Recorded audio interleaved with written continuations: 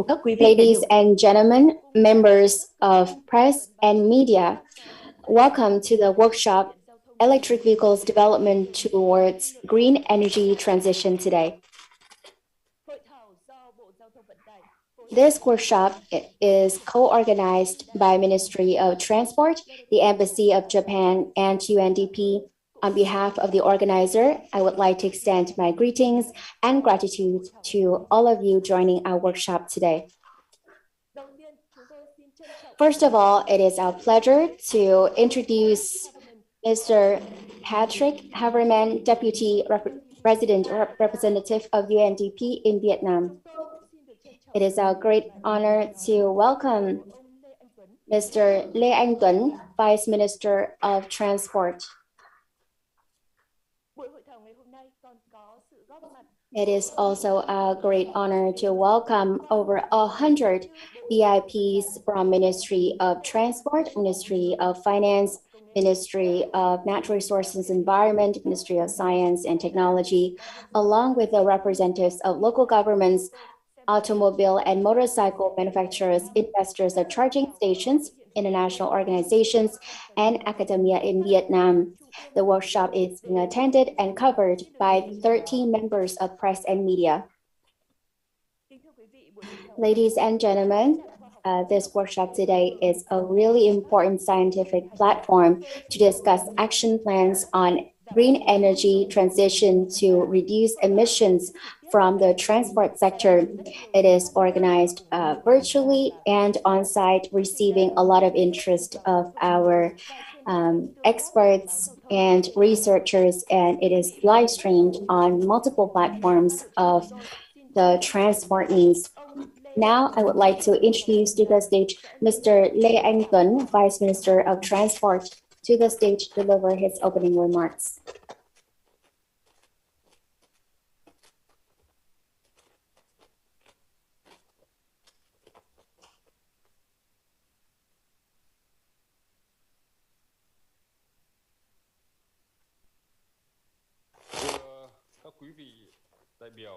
Ladies and gentlemen, our guests of honor representing national and subnational governments and members of press.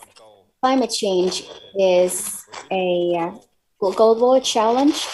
It is very important for us to reduce greenhouse gas and to promote green growth. At the 2021 United Nations Climate Change Conference, also called COP26, Vietnam and 147 other countries made strong commitments to bringing net zero emissions to zero by the middle of the century through domestic resources and foreign cooperation and support from international community, especially developed countries, in terms of both finance and technology transfer under the Paris Accord. Timely implementation of these commitments will bring great and long-term benefits to the country. Strong commitments at COP26 is an opportunity for the government of Vietnam to restructure its economy towards low carbon, which is a driving force for a comprehensive transformation of the Vietnamese economy in general and the transport sector in particular to a green development and without greenhouse gas emissions. Currently, e-mobility in the world has been widely applied to road vehicles. For developing countries like Vietnam, due to a low starting point, energy transition in its roadmap usually starts about 5 to 10 years later, but accelerates at later stage to catch up for the net emissions target to achieve zero by 2050. To contribute to the gradual realization of the commitments made at COP26, the Prime Minister signed Decision 876, dated the 22nd of July 2022, approving the Action Program on Green Energy Transition, reducing carbon and methane emissions from the transport sector with specific objectives, roadmaps, and tasks for each subsector, of which the road subsector with e-mobility development is identified as the focus. Accordingly, setting the roadmap to 2040 to gradually limit and to stop the production, assembly, and import of cars, motorcycles, and motorbikes using fossil fuels for domestic use. In order to realize the goal of the sector's green energy transition, besides opportunities, there are also many difficulties and challenges such as transport infrastructure system is not strong enough to support the transition towards e-mobility. Also, limitations of vehicle technology and green fuel, high EV costs hinder conversion process for fleet and reduction of logistics costs in Vietnam. Funding for green transition is also a huge challenge that requires strong support by the government and international organizations. Public awareness of stakeholders and businesses about green energy transition is also inadequate. As a state management agency for transport sector, we always welcome and highly appreciate the inputs and comments from all experts, researchers, and businesses on the orientations as well as actions and measures to implement green energy transition for all types of transport means towards the goal of environmental protection, safety, and the most convenience for transport users.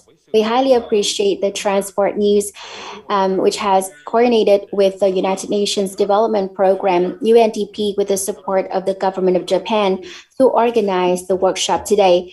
It is a platform for state management agencies and the private sector to discuss more clearly existing regulations and policies, as well as discuss plans, management orientations, and promote the transition to e-mobility in transport sector. With that, I would like to announce the opening of the workshop, wishing you good health and a great success in the workshop today.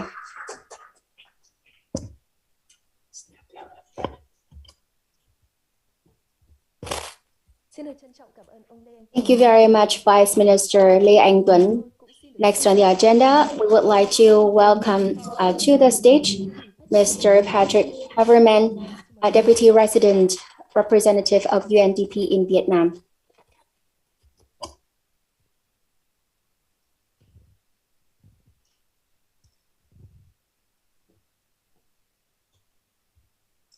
Your Excellency, Mr. Le An.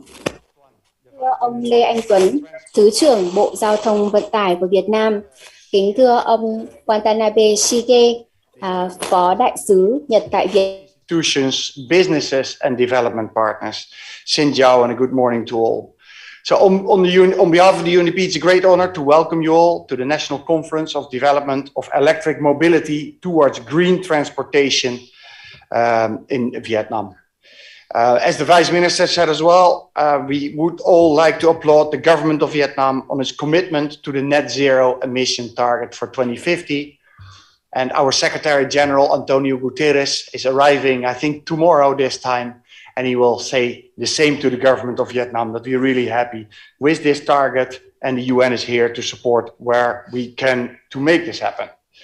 We would like to congratulate the Ministry of Transport also on the recent approval of the Action Plan 876, as the Vice Minister mentioned as well.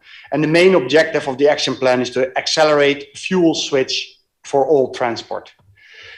Switching fuel to electricity and especially green energy for all transport vehicles and equipment to achieve these emission targets. Generally, the transport sector contributes approximately 25% to the greenhouse gas emissions, and it's still rising. Within the transport sector, road transport accounts for more than half of the greenhouse gas emissions, resulting as well in poor air quality, which is a threat for the community health.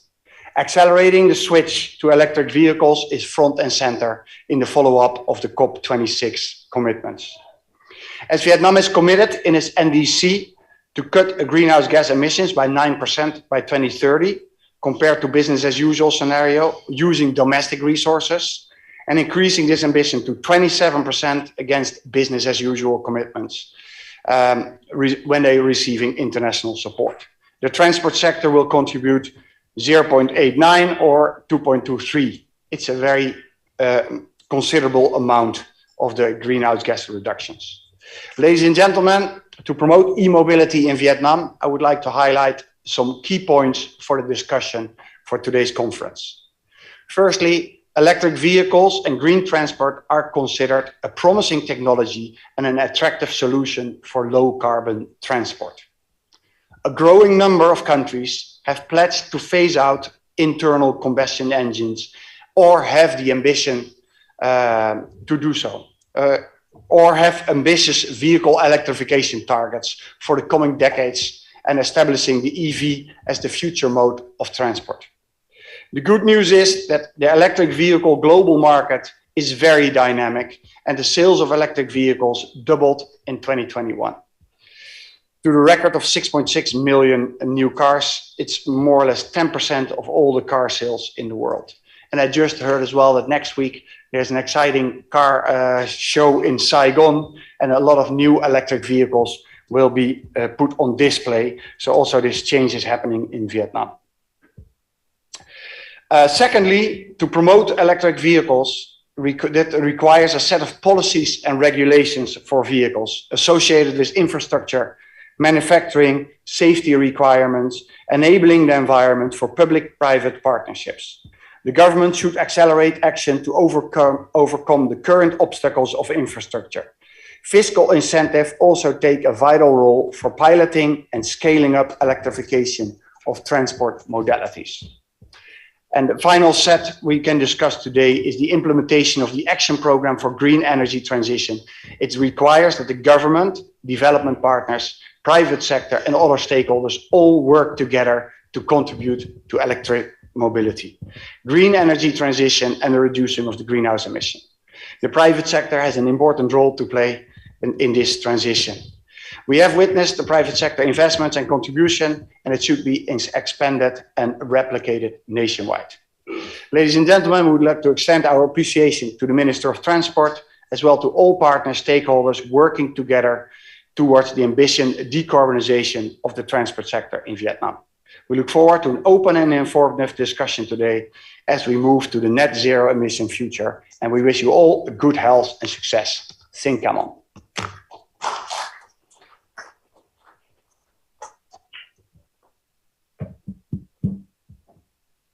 Vâng, xin cảm ơn ông Patrick Haverman. Thank you very much, Mr. Patrick Haverman, for your remarks.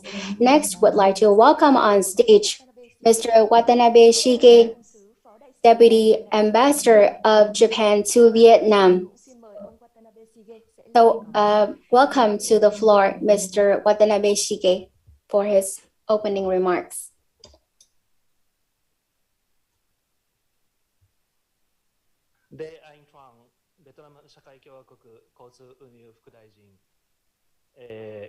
UNDP ベトナム事務所副所長パトリック・ハバーナム、ご列席の皆様、 Kính thưa ngài Lê Anh Tuấn, Mr. Lê Anh Tuấn, Vice Minister of Transport, Mr. Patrick Haverman, Deputy Resident Representative of UNDP in Vietnam, ladies and gentlemen.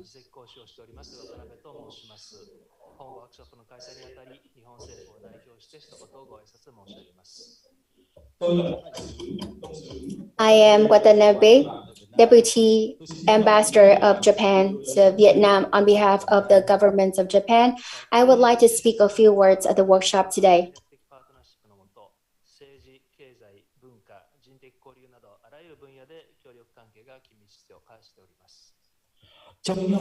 In recent years, the partnership between Japan and Vietnam has been strengthened in various aspects, including politics, economics, culture, people-to-people relationships, based on the extensive partnership between Vietnam and Japan.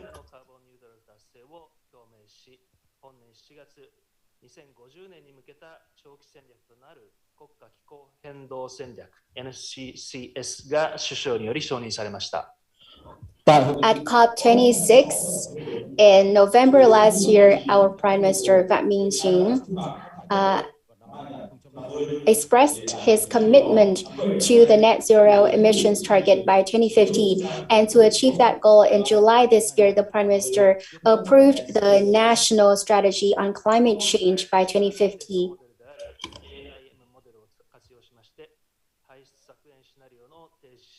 2050年の社会の姿の提示等の協力を行いましたが、日本政府としてこうした協力により NSCS の策定に貢献できたことを嬉しく思っております。Kính thưa quý vị, Ladies and gentlemen, Japan has been working very closely with Vietnam to introduce the picture by 2050. For example, by piloting the AIM model to propose different emissions reduction scenarios in Vietnam.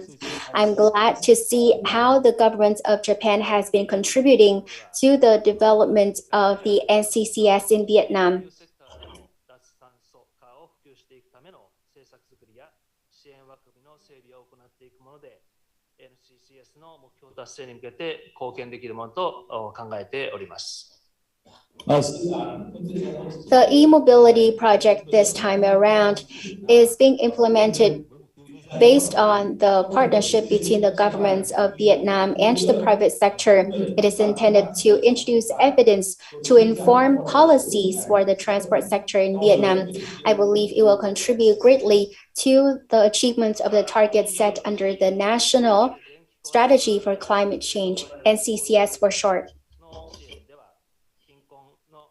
子育て世代に補助金を拠出するなど生活支援も行っておりまして、本事業実施にあたり改めて、UNDP ベトナム政府に感謝いたします。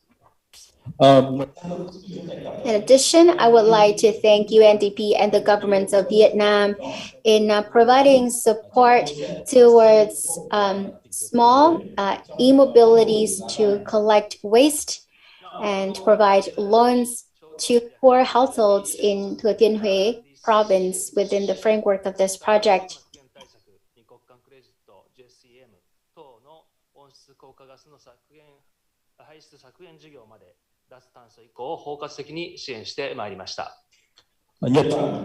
Japan has been implementing many cooperation activities for Vietnam, from our support in the process of drafting the National Strategy on Climate Change to our project to support the reduction of greenhouse gas and to achieve NDCs, as well as the solutions to reducing emissions in each and every sector, or the project on JSAM.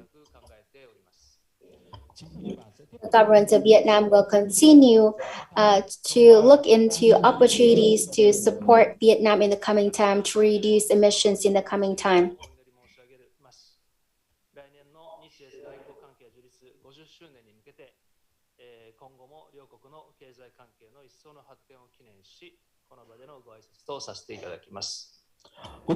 Last but not least, wishing you all a great workshop, and on the occasion of the 50th anniversary of diplomatic ties between the two countries in 2023, I wish us continued success in the future and stronger partnership. Thank you.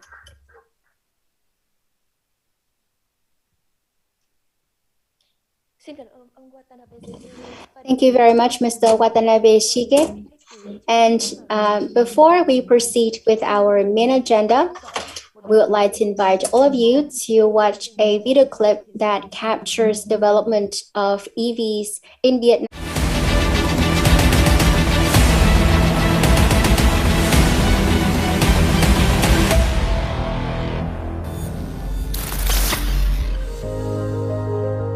Phát triển kinh tế và tốc độ đô thị hóa cao dẫn đến gia tăng nhanh chóng nhu cầu giao thông và mức độ tiêu thụ nhiên liệu hóa thạch. Điều này phát thải khí nhà kính, các chất ô nhiễm không khí khác từ các phương tiện giao thông, gây nhiều sức ép, biến đổi khí hậu, suy thoái chất lượng môi trường, không khí đô thị. Các nghiên cứu cho thấy, trên thế giới giao thông vận tải tiêu thụ trên 55% lượng nhiên liệu và phát thải ra khoảng 25% tổng lượng CO2 toàn cầu. Trong đó, tỷ lệ này từ các phương tiện giao thông đường bộ chiếm tới 17%. Các sáng kiến và giải pháp về giao thông xanh đang được thúc đẩy trong lĩnh vực giao thông nhằm kiềm chế sự phát thải khí nhà kính, cải thiện chất lượng môi trường không khí đô thị.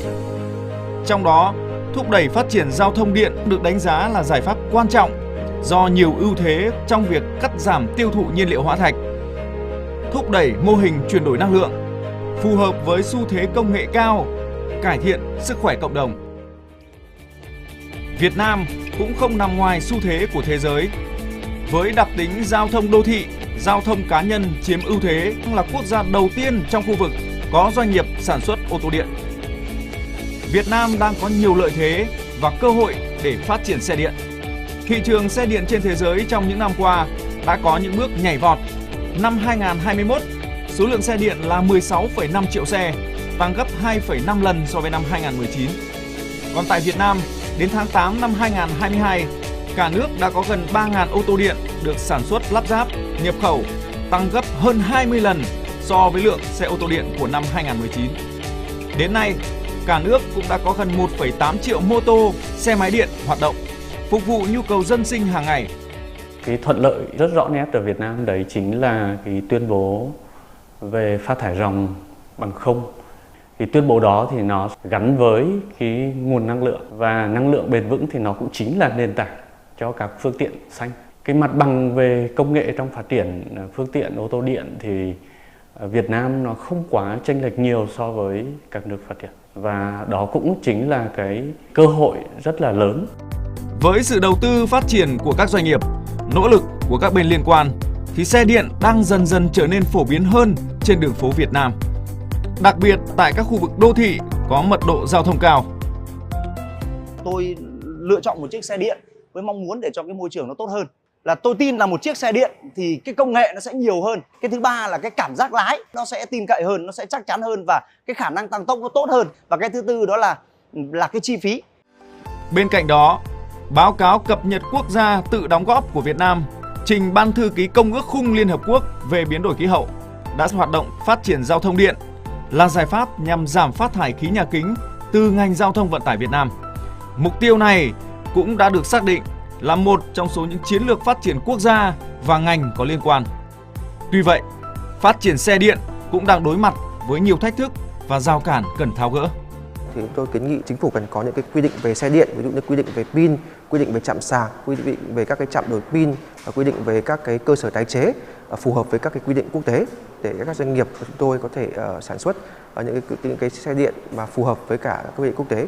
Thì đối với các cái trạm sạc hiện nay thì về các cái bộ tiêu chuẩn và quy chuẩn hiện nay vẫn còn khá là ít. Cụ thể là Bộ Khoa học Công nghệ cũng mới chỉ đưa ra được khoảng 5 hoặc là 6 cái tiêu chuẩn về hệ thống trạm sạc và trụ sạc. Do đó VinFast đang phải áp dụng các cái tiêu chuẩn của riêng doanh nghiệp mình, cũng như là dựa trên các cái tiêu chuẩn quốc tế. Từ thực tế đó, ngành giao thông vận tải đã có những định hướng chính sách, chiến lược và giải pháp để tháo gỡ nút thắt và thúc đẩy xe điện phát triển. Để đóng góp vào mục tiêu giảm phát thải tòng bằng không vào năm 2050 bằng nguồn lực trong nước cùng với sự hợp tác và hỗ trợ của cộng đồng quốc tế, nhất là các nước phát triển, thông qua hỗ trợ tài chính và hỗ trợ bằng công nghệ. Bằng cơ chế thỏa thuận Paris, Bộ Giao thông Vận tải đã tham mưu báo cáo Thủ tướng Chính phủ và được Thủ tướng Chính phủ đồng ý ban hành quyết định 876 phê duyệt chương trình hành động chuyển đổi năng lượng xanh, giảm phát thải carbon và khí metan trong ngành giao thông vận tải. Đây là một định hướng quan trọng để ngành giao thông vận tải xây dựng các quy định và lộ trình sử dụng xe điện của Việt Nam với mục tiêu đến năm 2050, 100% các phương tiện giao thông cơ giới đường bộ, xe máy, thi công tham gia giao thông chuyển đổi sử dụng năng lượng điện hoặc năng lượng xanh. Việc ban hành các chính sách, công cụ và triển khai thực hiện kịp thời các nhiệm vụ trong chương trình hành động chuyển đổi năng lượng xanh, giảm phát thải khí carbon và khí metan của ngành giao thông vận tải sẽ tạo môi trường thuận lợi cho phát triển giao thông bằng điện và thân thiện với môi trường của Việt Nam. So UNDP, with support of the government of Japan, is supporting a project called Catalyzing a Shift Towards E-Mobility in the Transport sector. UNDP với sự hỗ trợ của chính phủ Nhật Bản đang thực hiện dự án thúc đẩy chuyển đổi bền vững theo hướng giao thông điện trong ngành giao thông. Mục tiêu là tạo hệ sinh thái để thúc đẩy phát triển phương tiện điện và giao thông xanh tại Việt Nam. Dự án thực hiện các hoạt động đào tạo, nâng cao năng lực. Chúng tôi cũng đang hỗ trợ xây dựng các tiêu chuẩn đối với trạm sạc. Chúng tôi mong muốn có các hỗ trợ xây dựng chương trình quốc gia phát triển phương tiện giao thông vận tải công cộng thân thiện với môi trường. Chúng tôi cũng sẽ tiếp tục các hoạt động truyền thông và đối thoại chính sách trong thời gian tới. Tôi nghĩ rằng tất cả các hoạt động này sẽ hỗ trợ cho mục tiêu chuyển đổi và tạo môi trường thuận lợi cho phát triển giao thông điện, thúc đẩy quá trình chuyển đổi năng lượng xanh tại Việt Nam. the transition and create an enabling environment for e-mobility and a green energy transition in Vietnam. Phát triển giao thông điện được xác định là một trong những giải pháp để chuyển đổi năng lượng xanh ngành giao thông vận tải, góp phần thực hiện mục tiêu phát thải ròng bằng không đến năm 2050. Để thực hiện mục tiêu trên, cần phải có sự vào cuộc đồng bộ của các bên liên quan, từ việc tạo môi trường thuận lợi của chính phủ, sự đầu tư của khối tư nhân và sự chuyển đổi nhận thức và thói quen sử dụng của người tiêu dùng, và sự hỗ trợ của cộng đồng quốc tế nhằm đạt được mục tiêu giảm phát thải, ứng phó với biến đổi khí hậu, đóng góp cho phát triển bền vững và tạo môi trường sống trong lành hơn cho tất cả mọi người.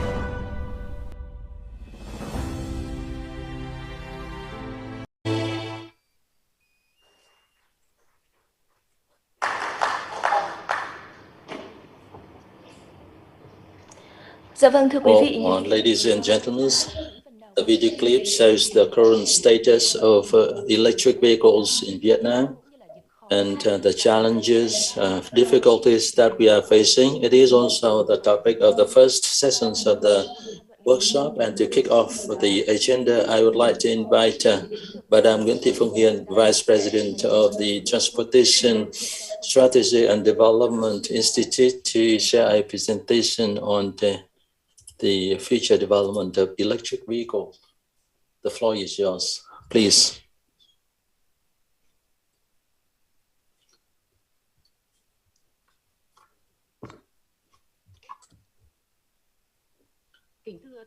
His Excellency Mr. Lê Tuấn, Vice Minister of Transport, His Excellency Patrick Haberman, Deputy Resident Representative, UNDP in Vietnam, His Excellency Watanabe Shige, Deputy Ambassador, Japanese Embassy in Vietnam.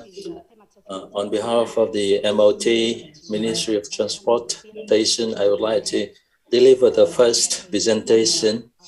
As you say in the opening speech, His Excellency Vice Minister said the tasks mandated to MOT by the Prime Minister for implementation of the green transition program in the transportation sector under Decision 876 in 2022 of the Prime Minister. I would like to share some key points of the decision that are relevant to electric vehicle or conversion or transformation in Vietnam.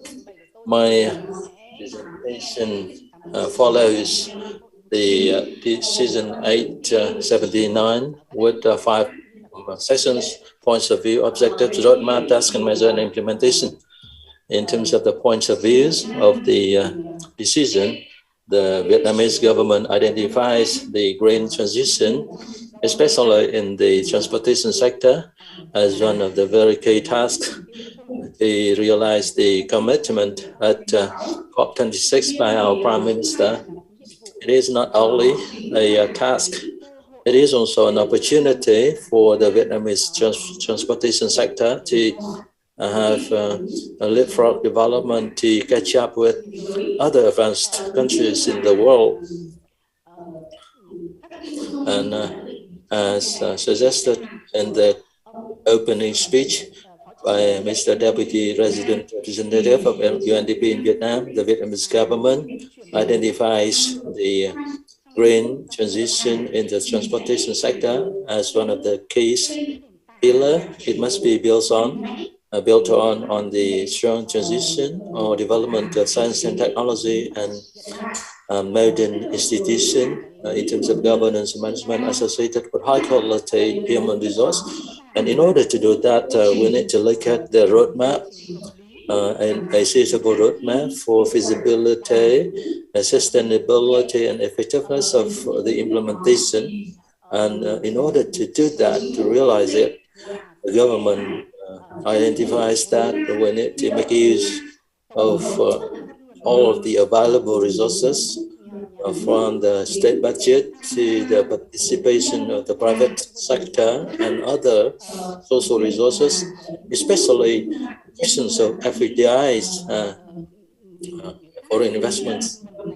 as international organizations' financial resources and climate change issues and COP26 realization cannot be separated from the global climate change adaptation. So international cooperation is also one of the key activity in green transition. When it comes to international cooperation, it is undertaken in alignment with global framework. We work with international organizations to get their support technically and financially. The objective, overall high-level objective of the green transition program in the transport sector is to build up a green transportation infrastructure and system with low emission to net zero emission by 2050. And to realize the objective, the government divides the development roadmap into two phases. First phase from now till 2030, aiming at the realization and implementation of the commitments that Vietnam has made in our NDC, Nationally Determined Contribution, which is the 9% emission reduction using our internal resources and 27% with the international support through two key groups of tasks in energy efficiency, promotion of transition into green and electricity fuel sources, and by 2022, after 2030 till 2050, we will focus on development and transitions of electrical sources and green energy sources towards green transportation systems toward net zero by 2050 as committed. And to realize the objective, the roadmap for transformation will focus on two key sectors on road transportation vehicle transformation in general. When it comes to road vehicles, the objective is to have 100% of the road vehicle fleet to have net zero by 2050. So to do that, from now till 2030, we will continue to expand or promote energy efficiency through different solutions using cleaner, greener energy sources, including the biological gasolines, or putting more stringent emission requirements on fossil fuel vehicles. And in parallel, we also prepare the needed infrastructure and the legal and institutional frameworks for us to start to transform significantly the fossil fuel vehicles into greener and electric vehicles by 2030, and after that, specifically by 2040, Vietnam will expectedly start production, assembly, and importing fossil fuel vehicles. And with such a general roadmap, by 2050, we will realize 100% of the fleet running on clean energy. In terms of urban transportation, in addition to public transport development in urban areas, we also have specific roadmaps for conversion of the buses, taxis into cleaner energy vehicles. In terms of buses, it is required to gradually transform them, the buses, replacing the existing or having new buses using electric power on fuel by 2045. And so by 2030, 50% of the bus fleet will be converted to electric buses. And when it comes to taxis, And we have an objective that after 2030, we will start a conversion of replacing our new taxis and replacing the existing fleet with electric taxis and strengthen the emission standards or specifications applicable to taxis, buses in Vietnam. By doing that, Vietnam will complete the bus and taxi conversion to electric vehicle before 2050. It's around 2040 to 2045. All of the public transportation vehicles will be running on electricity. In order to realize that, I think the government of Vietnam has set 5 key groups of tasks. The first group is on development issues and perfection of the legal framework, documentation, institutionally and policy-wise, including firstly the laws and under law, by law documents. Secondly, we look at the standards, regulation, norms on electric vehicles or green vehicles. Third group is on the mechanisms and supporting policies, providing incentives for investing in or converting the existing fleet into greener or electric vehicles. And finally, the group on updates, amendments and revisions of relevant plannings. That is the first group of tasks. In this first group, in addition to things that the VIP speakers said in their opening speech, in the fourth group of tasks, we will have 2 strategies that are super critical, relevant, and hopefully the relevant ministries and stakeholders will act on that soon. The first one is the transportation service strategy, and secondly, the automobile and motorbike manufacturing strategy. Hopefully, the relevant authorities will amend these 2 strategies accordingly to our top 26 commitment. Second group of tasks on the conversion to electric vehicles. It is related to development of conversion and transformation programs at ministries and local governments. Third group of tasks is on infrastructure development for conversion to electric vehicles, greener vehicles. It focuses on the tasks on development of planning, investment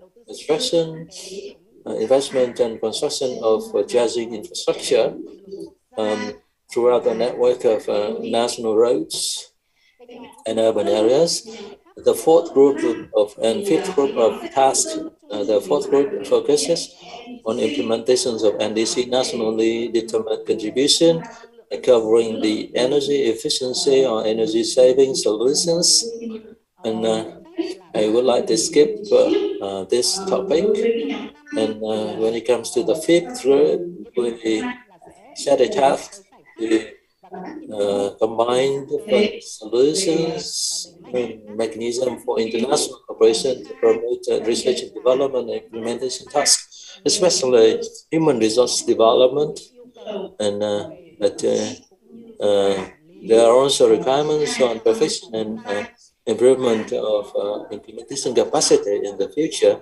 And another group which is also very important under this group is communication. And the fact shows that to successfully implement the conversion objectives, communication, dissemination of information to improve users and enterprise awareness is super critical. And this workshop today is also part of the communication agenda in order to realize this task. And the communication targets the citizens and the enterprises needs to be done as quickly as possible for the enterprises and the citizens to be proactive in their business activities plans. Decision 876 of the Prime Minister also mandates specific tasks to line ministries and local governments who are directly related to green transition agenda in accordance with their mandates and authorities, specifically Ministry of Planning and Investment, MPI, will be responsible for development of investment attraction policies when it comes to infrastructure and vehicle assembly and manufacturing. MOIT will be mandated with a task for as a coordination body to coordinate and balance the electricity needs for electric vehicle transition. It's also mandated a task on development and enhancement of the roadmap for ending assembly and importing of the fossil fuel vehicles and relevant regulations and standards. MOF is mandated by the government to develop financial mechanisms and policies covering the incentives and support to the enterprises and the citizens for their conversion to electric vehicles.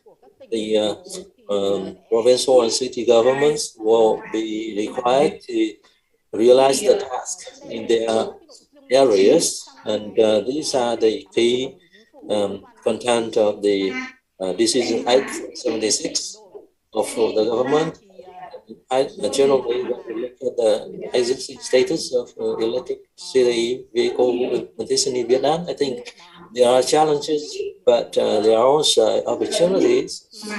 The first opportunity is technology advancement on electric vehicles, especially for road vehicles, compared to other means of transportation, including air travel or railway or maritime transportation. I think the road vehicle advancements is so quick that they are already ready, at least for cars, bus, light trucks, and I think in the future, the technologies for large trucks will also be available. And as I said previously, the cost price of the electric vehicle is still now way more expensive than the fossil fuel vehicles, from 30 to 40%. However, according to technology advancement forecast by 2030 to 2040, the cost price or price point of the electric vehicle will be comparable to the fossil fuel vehicles. So Vietnam is following the roadmap set by the government on technology adoption.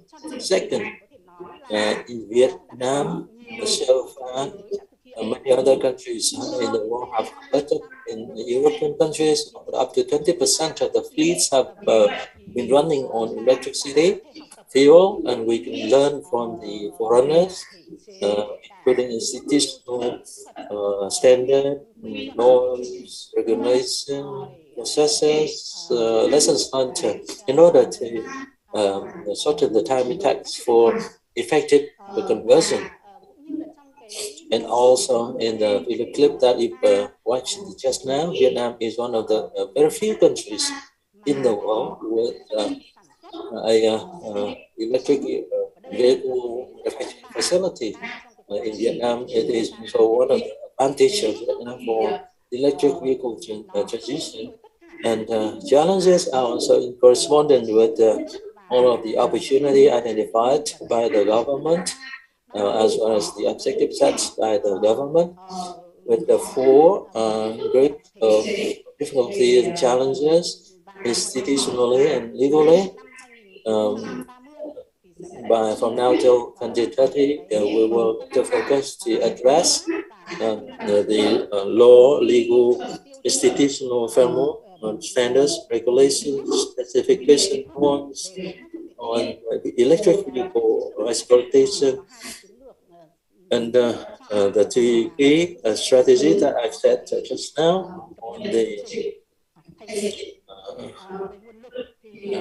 that need to be updated in terms of the resources in addition to the need for financial capacity. We also need to pay a lot of attention to human resource development with early investment in order for us to be proactive in the technology advancement opportunities. In addition to that, in terms of the infrastructure, is a key vital part of electric vehicle development. And with other countries' experience, I think infrastructure is a decisive or deciding factor for the electric vehicle transition success. And that's what I would like to share in my presentation. I would like to thank you very much for your attention. Thank you.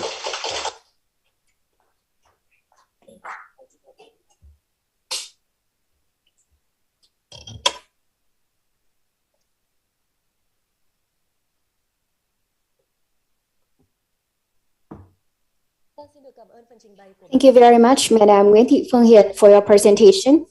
And now, ladies and gentlemen, we will give the floor to one international expert, Madam Kathleen de Matera Contreras, Sustainable Transport Lead of Clean Air Asia. She will be joining us virtually with a presentation on international experiences on promoting e-mobility and lessons learned for Vietnam. So our technical team, please help us connect to Clean Air Asia.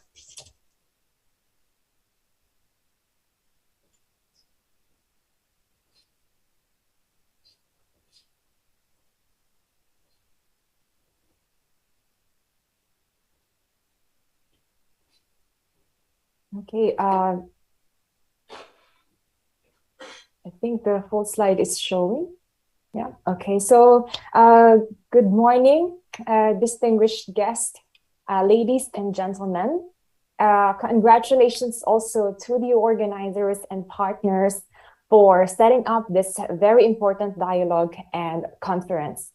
So my name is Kathleen de Matera Contreras, and I am representing Clean Air Asia. My role today is to give an overview of how other countries are moving forward in this e-mobility transition. I am with an organization called Clean Air Asia here, and we have a vision of Asia without air pollution. And we are based in Manila, Philippines, and we also have offices in Beijing, China, and in New Delhi, India. And in achieving our vision and goal to improve local air quality, we are part of several initiatives in the region to accelerate that urban mobility improvement and support the transition of road transport sector to cleaner or more efficient vehicles. So therefore, I am also representing two projects, the Solutions Plus project and the SMMR project. I will share about these very briefly in the latter part of my presentation. Okay.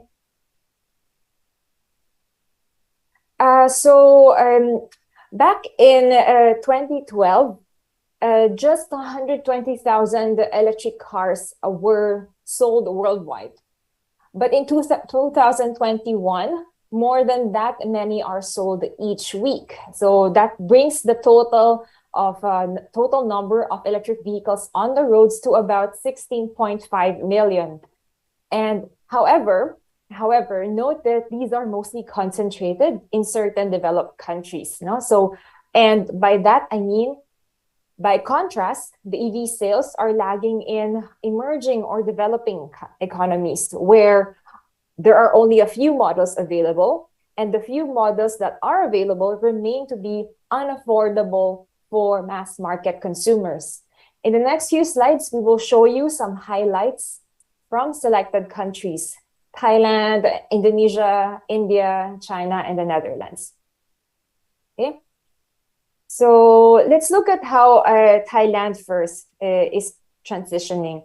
So their goal here is to be the center of a new generation of auto manufacturing. And they announced a policy of making the country a regional hub for EV production by 2025. So they have a National Electric Vehicle Policy Committee. They announced its roadmap for transforming that auto supply chain towards the production of zero-emission vehicles. By 2025, some of their targets include 250 EVs, 3,000 e-buses, 53,000 e-motorcycles. And in their roadmap, they state that by 2030, all of their vehicle production will be electric. And they stated also that they only plan to sell zero-emission vehicles domestically by 2035. Some of the information are also shown on the screen. I would like to highlight a couple of points here and per slide. I bring your attention to the Eastern Economic Corridor. So in line with their Thailand 4.0 strategy, they have an Eastern Economic Corridor initiative, and it was set up as a large-scale development project in several provinces so that they can attract new industries and strengthen existing ones like the automotive sector.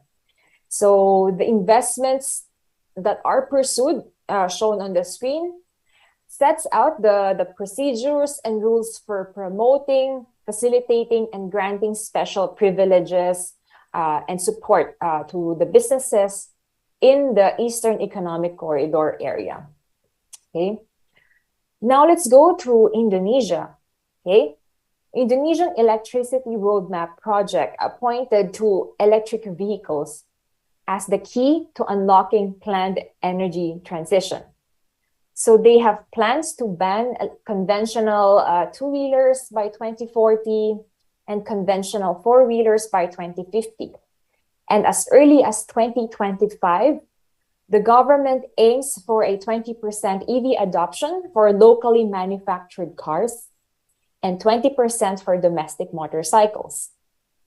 The motivation behind Indonesia's EV adoption is to establish an EV production for export to international markets. And their target is also to become a nickel sulfate supplier by 2025. Okay, and we should remember that these are also met with coordination challenges, and that is experienced in many developed and developing countries. Speaking about the coordination challenges, so India. Now let's go to India. Something bigger, a place that's with billions of population.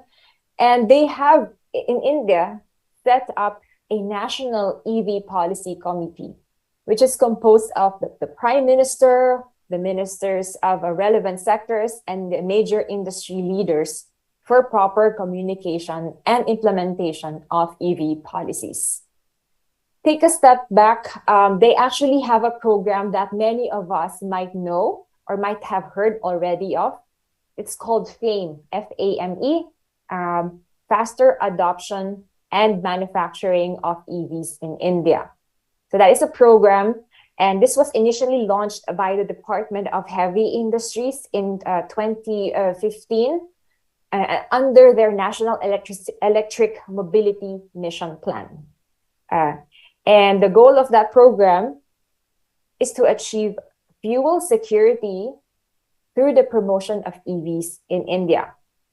They actually also set up a national mission on transformative mobility and battery storage in 2019. So this one is driving current strategies for phased manufacturing programs for EVs, EV component, and batteries. And this national mission on transformative mobility and battery storage, they have a steering committee. So that is chaired by the CEO of NITI Aayog, and is comprised of the ministers from secretaries from the Ministry of Road, Transport and Highways, the Ministry of Power, Ministry of New and Renewable Energy, Department of Science and Technology, Department of Heavy Industries, Department of Promotion of Industry and Internal Trade, and the Bureau of Industrial Standards. So a lot of government stakeholders also. And they also facilitate the participation of various entities outside of the government agencies. Then let's look into China also very briefly. China is considered to have a very competitive EV supply chain. For instance, one of the Chinese battery makers produces 30% of the world's EV batteries. And perhaps this is unique, no? Because China's system of governance has allowed for an alignment of policies and their implementation, meaning national strategies directly influence industrial plans and goals, and both central and local policies work together to implement these national targets. One interesting point here is that to support the growing EV adoption, they have set the following guidance on accelerating the construction of EV and EV charging. All new residential vehicles to be constructed should have at least 10% of parking space allocated for EV charging. And second, at least one charging station for every 2,000 EVs should be constructed. They also call for public-private partnerships for developing charging infrastructure, particularly in major attractions and destinations like shopping malls and groceries and parking facilities. Okay. Now, this is the last of the country trips, the global trips. And now I talk briefly about Netherlands. And you will see here that they also have a charging infrastructure agenda. And here, as opposed to what I showed earlier and what we also want to strengthen in our message, is that there is a strong and big role for local governments to push these initiatives. In Netherlands, the local governments are playing an important role, and they are capable of setting low emission zones given the volume of low emission vehicles. They also have incentives and programs at the local level. And some of these also include the scrappage program and free installation of charging points. I will briefly go through ongoing initiatives in Vietnam as I move towards the summary of my presentation. I mentioned earlier at the start that I'm also representing two projects that are implemented in Vietnam right now. This one is the Solutions Plus project that is funded by the European Commission. And our local consortium partner, who I believe is also represented in the workshop, is Hanoi University of Transport Technology. And this is a 4-year program, and together with UTT and Clean Air Asia, we are joined by various others, industry, NGO, government entities, think tanks also in the consortium. So it's a 46 partner consortium. And here is the first phase of that pilot program. The first phase of the pilot demo includes shared electric two-wheelers for the 2-kilometer distance between the BRT station and the Aeon Mall. Okay, again, this is the first phase, and there are opportunities for scale-up and replication. We will, as part of this project, we are also aiming to strengthen the local industry and see how that peer-to-peer learning between the consortium partners and the local teams could also be pursued. So here, we will be having locally produced VinFast e-mopeds. The IoT and app will also be developed by local company Kick. And you will see on the screen the kinds of the electric two-wheelers that we intend to use. So again, this is not just focused on the vehicles. This is shared EVs to address the last mile connectivity.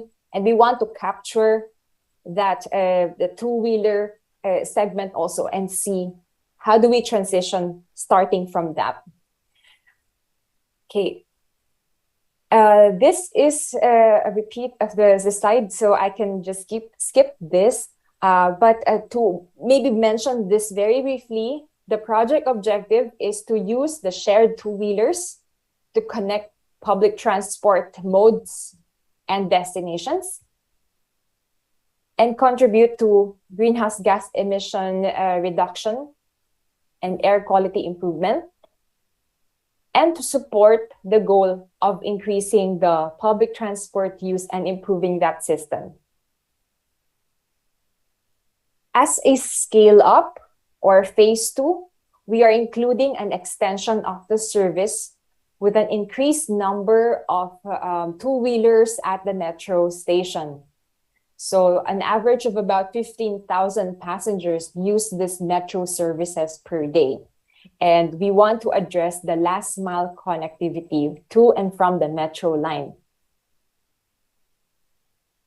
So this is another supporting slide. Okay. The other project is the SMMR, which is an ASEAN GIZ cooperation. SMMR stands for Sustainable Design of Urban Mobility in Middle-Sized Metropolitan Regions. It is also an initiative, so it has the same time frame as the Solutions Plus I showed earlier. It's an initiative up to 2024 now, and it allows us sufficient time to work together with you and the key stakeholders in Vietnam to support this transition. The focus here is Kanto, and I will show in the next slide the different initiatives and activities covered by SMMR. I want to highlight and bring to your attention the last part in green, where we intend to support the action plan development for electric vehicles. We want to be able to review and assess the status of the issues, how we're going to support addressing these challenges and issues. And we want to support the development of the roadmap for Kanto. So this brings me to the summary and the key messages. First, as you may have seen in other countries, it is important to, one, define the vision and targets so that the national government, the government agencies can rally all the key stakeholders, whether you're from the private sector or an NGO or a think tank. You are also on board and working towards that vision. Second, with that, there is a need then to improve data so that we can improve and inform the policy and planning. Where are we now? Where are we headed? And what are the suitable solutions? I believe Vietnam already had these based on earlier presentations. And now it is important that after knowing these visions, these targets, we need to build the expertise and capacity, and we can learn from our other peers. However, to build that capacity, we need to know what are the needs of the different stakeholders. How do we disseminate this program even better? Lastly, we need to look at the scale-up opportunities of what have already been started in Vietnam. What are the different initiatives of different regions? How do we try that in other regions in Vietnam? And how do we scale it up? And there is a large opportunity lying within that. And with that, I close my presentation. There are a few more slides that I have placed after that, so that if you are interested to look through read through about Clean Air Asia, you may do so after. So congratulations again, and we look forward to the discussion happening today.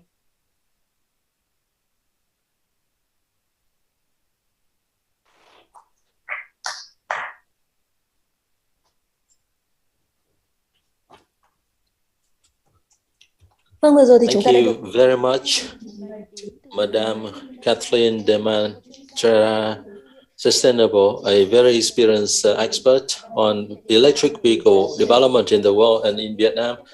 To develop electric vehicles, in addition to policies from policymakers, we also need to have proactive participation of the local governments.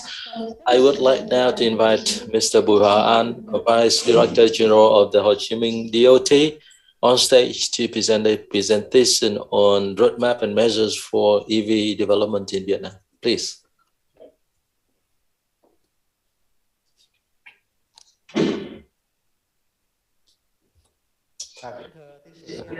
Dr. Quách Việt Hùng, Vice Chairman of the National Transportation Safety Council, Vice Minister Lê Anh Tuấn, representatives of diplomatic missions, scientists, and ladies and gentlemen, I would like now to be on behalf of Ho Chi Minh City DOT, Department of Transport, to present a presentation on roadmap and measures for EV development in Ho Chi Minh City. My presentation includes three parts: solutions and measures implemented by Ho Chi Minh City government, types of transportation means operating in Ho Chi Minh City, and our long-term strategy for EV development. We are following the central government directions and MOT's directions when it comes to the conversions of the fleet. We have been working with GIZ for developing an electric vehicle development strategy for Ho Chi Minh City. This is part of a technical assistance for MOT to realize NDC in Vietnam under the framework of NDC initiative in Southeast Asia countries. With an area of over 2,000 square kilometers and a population of 9 million, actually 13 million, Ho Chi Minh City has been a hub for transportation in Vietnam with all of the means, including road, rail, air, maritime. And we are also playing a key role for economic development confront of a difficult situation with narrow land, little land for transportation, with around 2.26 square kilometers. I would like to ask the technician to move to the next slide. And according to some of the statistics, by the end of 2021, the city is managing 8.5 million vehicles. 10% are cars and trucks, and 90% are motorbikes. So with additional transit, 3 million transit vehicles through the city daily. And two-wheels vehicles account for 90%, and they are the most popular transportation means in Ho Chi Minh City, accounting for up to 50% of the emission. And in terms of the public bus transportation in Ho Chi Minh City, we have only 2,243 buses, with 1,007 running on diesel fuels and 900 on CNG fuel. I just want to walk you through some of the characteristics of Ho Chi Minh City transportation. It says the electric vehicle transition in Ho Chi Minh City is very much needed in order to realize the green transportation development objectives toward net zero by 2050 and Decision 876 of the Prime Minister.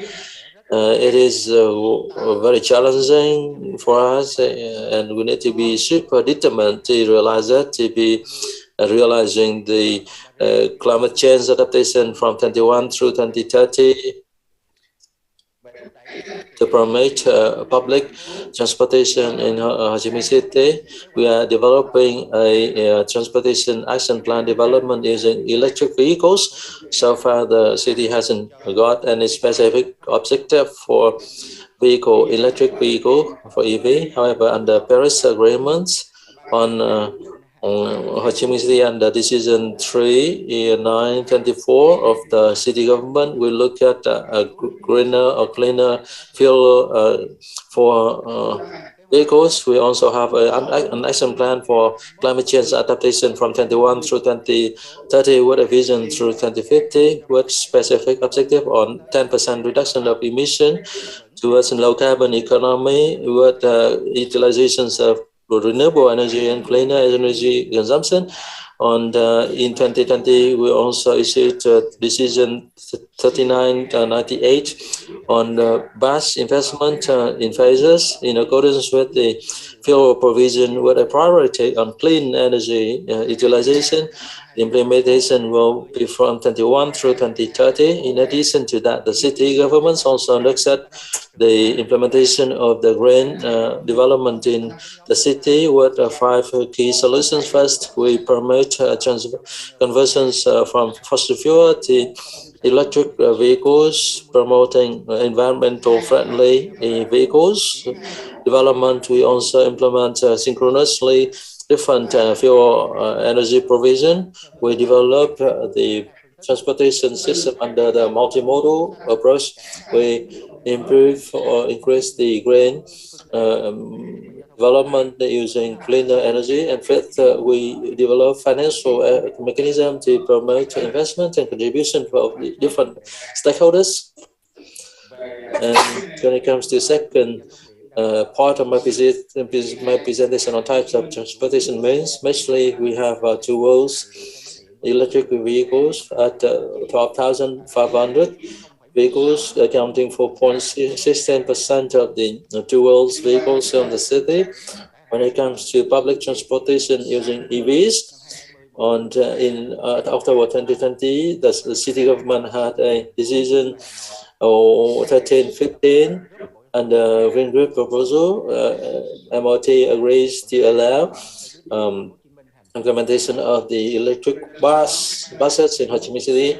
In March 21, DOT advises the city government to build up 5 routes using electric buses, and VinBus has started operation in one of the routes with a very high level of passengers using this route over the normal fuel, fossil fuel buses. It means that the EVs in the development in the city has been started in accordance to the action plan of the MOT. The need for EV procurements of purchase in Ho Chi Minh City is only at 13%.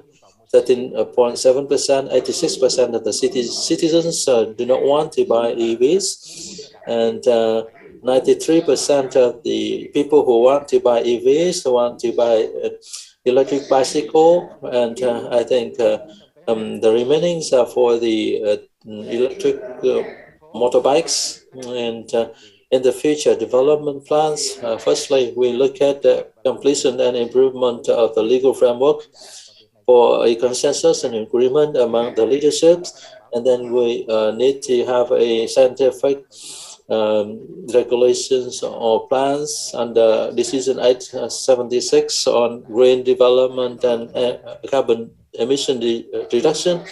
We also focus on 4 key tasks: development of policies and legal framework to ensure effectiveness and attractions of foreign investment, encouraging people or passengers to use EVs.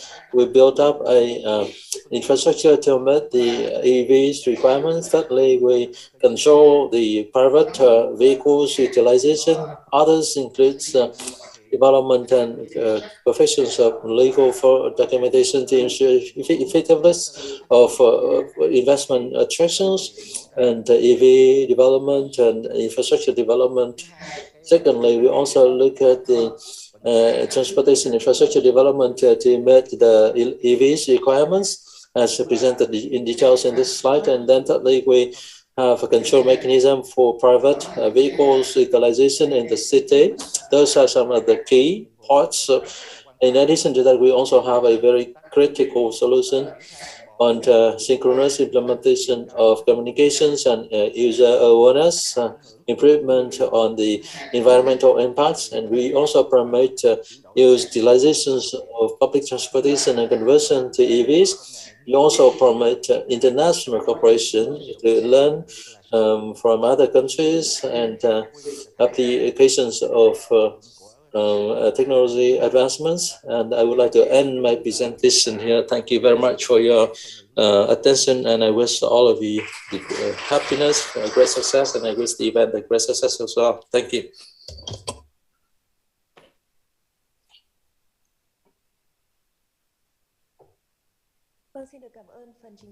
Thank you very much, Mr. Bùi Hòa An, for your presentation. Ladies and gentlemen, a number of countries in the world have introduced their roadmap to phase out fossil fuel powered vehicles and transition to green and electric vehicles. So what is the perspective of manufacturers? Now I would like to invite on stage Mr. Đào Công Quyết, representing the Vietnam Automobile Manufacturers Associations, with the presentation on conditions for forming the EV market and proposing a shifting roadmap in line with the reality in Vietnam.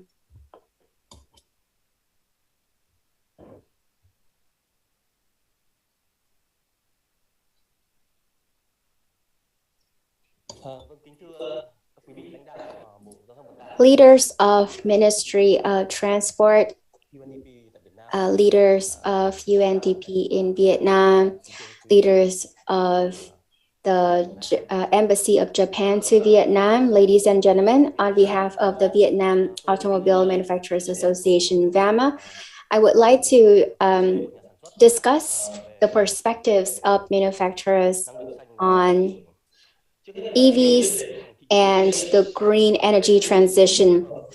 In my presentation, I would like to cover the following four parts. First, I would like to have a brief impact assessment of Decision 876 on green energy shifting in the transport sector. Then I'll have a forecast of demand and the market for EVs by 2030. I will talk about the factors that can impact the shift to EVs. And last, I would like to make some recommendations on the transition to EVs. Now, first, let's talk about Decision 876. Vietnam is committed to reducing 9% of greenhouse gases by 2030 in our business as usual scenario, and 27% with international support. That is under the Paris Accord. And at COP26, Vietnam has committed to the net zero target in 2050. And we are also committed to stop using fossil fuels and to reduce 30% of our methane emissions by 2030 and to end deforestation by 2030. And based on these commitments, the government of Vietnam has approved the action plan on green energy transformation, reducing carbon and methane emissions in the transportation sector. And we have set the target of improving energy efficiency and promoting the conversion to electricity use and green energy in the transport sector. In order to fulfill our commitments made in the nationally determined contribution, NDC, and the Vietnam's methane reduction target.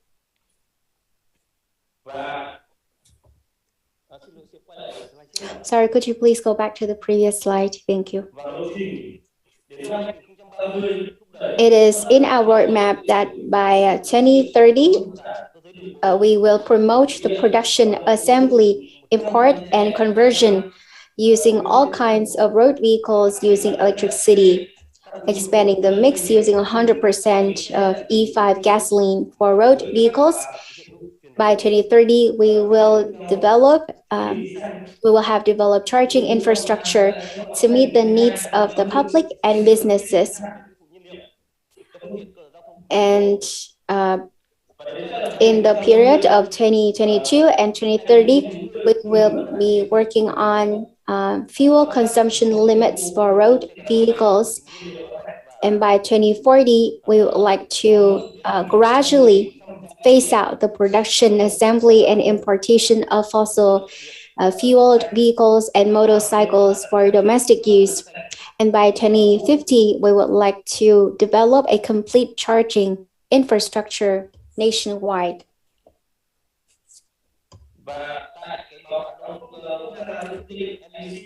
If you look at the Vietnam's NDC report in 2022, the section on transport sector, we have covered a number of measures to mitigate greenhouse gas emissions in the transport sector, and it includes measures such as the use of E15. And by 2030, we will apply the fuel consumption limit to 100% of cars sold and to meet the following standards. So with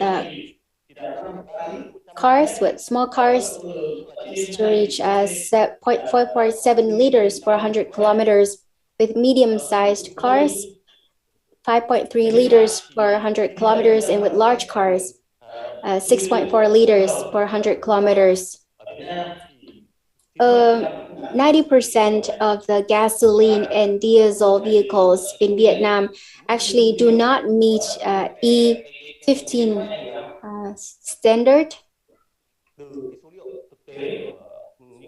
Even with our technological improvements on fuel consumption, it remains difficult to meet E15. And it requires a system of charging stations to develop EVs. BAMA fully supports the environmental protection and greenhouse gas reduction policies if we can strike a balance between the interests and benefits of state agencies, the businesses, and the public, and if we can consult international experiences. We need an appropriate roadmap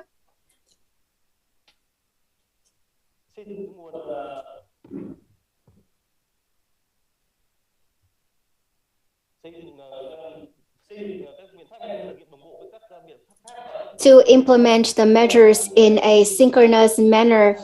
And it is very important to coordinate with different ministries and agencies to make resources available for charging stations, power stations, and clean electricity.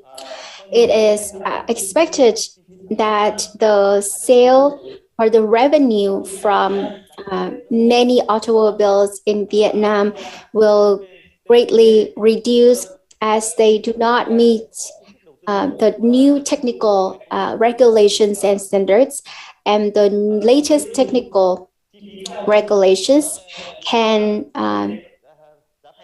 hinder the expansion and the growth of the automobile industry and supporting industries. To consumers, they will have to pay a higher cost due to the current replacement of EVs, which are higher in cost, still higher in cost. And it will limit the options that they have in terms of their vehicle choices. And with state agencies, of course, with reduced revenue suffered by auto industry, the state agencies will lose tax revenue. And it is our idea that we should set the greenhouse gas emissions reduction targets on the basis of the corporate average fuel economy CAFE instead of the minimum energy performance standard MAPS. If you look at the chart here, you can see the global uptake of EVs from 2015 to 2030. And if you look at 2020, the share of EVs is pretty small, but that share has increased very rapidly over the years. And by 2025, the share is expected to reach 16.2%. And by 2030, it is expected to reach over 30%. With battery electric vehicles, with plug-in hybrid electric vehicles, and yes, EVs is a global trend. That is globally. If you look at the market in Vietnam, this is our consolidation of the production and sales of EVs from 2015 to 2021. And the production in the first 8 months of this year has reached 160,000 vehicles. And according to VEMA, the sale is expected to reach 236,000 vehicles.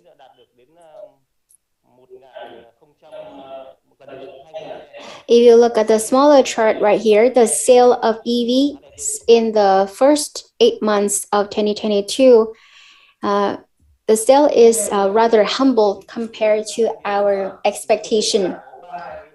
Now let's look at the drivers behind the shift to EVs. There are a number of factors. First, the acceptance of customers, and then the emissions reductions over the entire life cycle of the vehicles. And the last factor is economic impact. Let's first talk about acceptance of customers. It depends on the infrastructure available to support EVs and the possibility to purchase EVs or the availability of EVs. And with economic impact,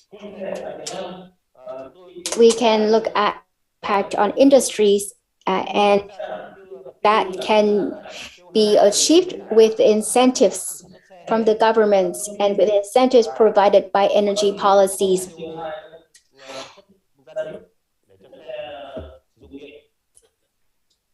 So as I just mentioned, from 2016 to 2018 in Vietnam, if you look at the CO2 grams of CO2 per kilometers, it can be said that the gasoline or diesel vehicles are actually greener than EVs for all processes. We use the concept of well to wheel. So with other countries, or as you can see, they can only develop EVs with a very well-rounded development of charging stations. So charging stations in the public as well as charging points in domestic settings. And you look at the infrastructure of houses and apartments in Vietnam, they don't have the adequate facilities to support the installation of charging points at home. So it requires a lot of effort for us to really expand the charging points, both in public and in domestic settings. For faster adoption of EVs, the cost or the price of EVs is essential. It has to be affordable. By 2020, the direct cost of producing an EV is 45% higher than that of an internal combustion engine vehicle. But it is expected that by 2030, this gap will be narrowed to about 9% if the governments can provide us with a lot of incentives. Now, I would like to cover my recommendations. The government should issue policies that support the development of the auto industry. First, it needs to have a strategy for the development of automobile and supportive industries for electric vehicle infrastructure and green energy. Policies should be put in place for tax incentives and fees, including SCT, special consumption tax, registration fees, and other taxes. we should also have policies in place for the recycling of discarded products and a special environmental tax from the point that we would like to stop the sale of CO2 emitting vehicles. Standards and regulations should be put in place for EVs and charging stations. We need to also update the general proposal on the development strategy of the Vietnam automobile industry. Because this proposal was released a while ago, now that we have seen a lot of changes, it should be updated so that the automobile industry can keep up with new trends globally. And the second proposal I would like to make is that we need to have tax support policies and roadmap for EVs development. My third recommendation is that the special consumption tax SCT should be revised with reference to CO2 emissions. At the moment, SCT, the special assumption tax, is now imposed by the size of the engine. But with electric vehicles, it is a completely different story. So I believe that the SCT should be revised so that the tax should be taxed on CO2 emissions. And I think that will be more encouraging for automobile manufacturers to reduce CO2 emissions. And our last recommendation is the importance of having more support and incentives for the development of supporting industries. Then I would love to work with you and to participate in the policy making processes that affect us auto manufacturers. So that brings me to the end of my presentation. Thank you very much for listening.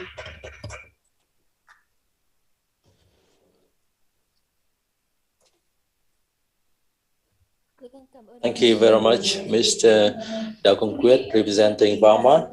And next, we will listen to another presentation from an international organization in Vietnam, Mr. Nguyễn Hoài Nam, Energy Advisor from USAID, who will present a presentation on the highlights on e-mobility activities. Please.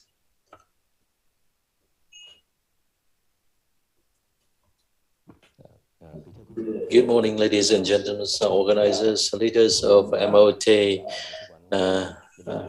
Embassy of Japan in Vietnam, UNDP office in Vietnam. I would like to firstly thank the organizers for giving me this privilege and opportunity to share my presentation. I'm Nguyễn Hoài Nam, energy expert from the Vietnam Urban Energy Security Project under the sponsorship of USAID in Vietnam. This project is implemented in local areas in Vietnam. Previously, USAID had projects with central agency at the national level, but this Vietnam Urban Energy Security Project is undertaken in Da Nang City, in Ho Chi Minh City, in Vietnam.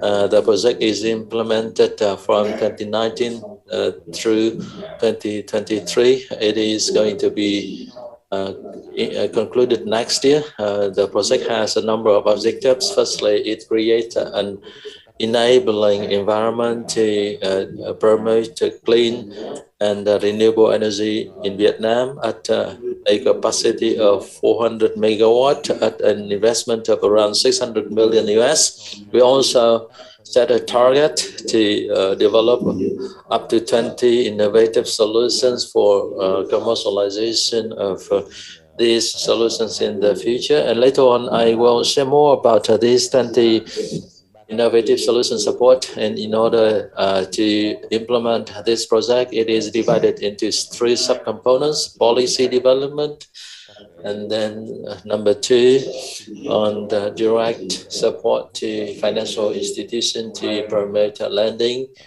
or linkage to US agencies like GMC or IFC. honors to the financial cooperation from the US. And then third subcomponent is to provide support to up to 20 organizations in Vietnam for innovations in clean energy, including EVs development. Firstly, on local enabling environment development, we set on the target to support the uptake of and adoption of a charging infrastructure with engagement of the private sector. In this first subcomponent, we've done a number of activities in Da Nang City and Ho Chi Minh City. Typically, we helped the Da Nang to develop technical and economical plan. We also looked at the utilizations of the public spaces in the city to put the charging stations. The third tier stations, the fast charging stations, and we've identified up to 40 locations in the city for installation of the charging stations. Secondly, we also look at in this subcomponent, we also implemented a calculation at a small scale to look at the impact of charging stations on EVs or on the electricity grids. This is very important because if we only look at development of charging stations to support private vehicles or bus charging requirements, but if we forgot the impact on the grids, it would very negatively affect the grids. So that's why we have some specific calculations of the charging infrastructure impact with the support of Enron for these calculations. We also work with Vietnamese partners, including the VinBus. We shared with them information. We also trained their staffs on standards and regulations and processes for charging station development, unit cost calculation for charging station. We also provided VinBus with international experience from the US, North America, and South America countries, experience on the maintenance of the charging stations. In addition to that, I've been listening to various presentations, including the TDSI, Bahamas presentation. I got a lot of useful information on whether the EVs are cleaner than the fuel vehicles. Actually, we also did a calculation to look at life cycle GHG emission of the vehicles, fossil fuels vehicles and EVs, or the carbon footprint of the life cycles of the electric buses and diesel buses. Later on, I will share our calculation results. This is a map showing 40 locations for installations of the charging station. They are all public spaces that the city can install and permit the investment into the charging stations for EVs. They are all third-tier fast charging stations. They can cover from Sunworld area to the coastal lines or in the downtown CBD areas of Da Nang. This is the first time we shared this map with the audience, with the public here. Also within this framework, we also look at the a number of aspects. For example, the traffic flows, the need for electric vehicle charging, the quality of electricity, and the electric grid. We look at all of those factors to calculate the reliability of electricity, the voltage, frequency, and harmonics of the electricity. This research is done within a short time span at a small scale in Da Nang electrical grid, and I think compared to other cities and provinces, Da Nang grid is way more advanced, and I think in the future we will also look at this calculations for other cities and provinces grids, and I think the impact to the grid from the voltage, frequency, and harmonic aspects are basically following the EVN and MOIT requirements.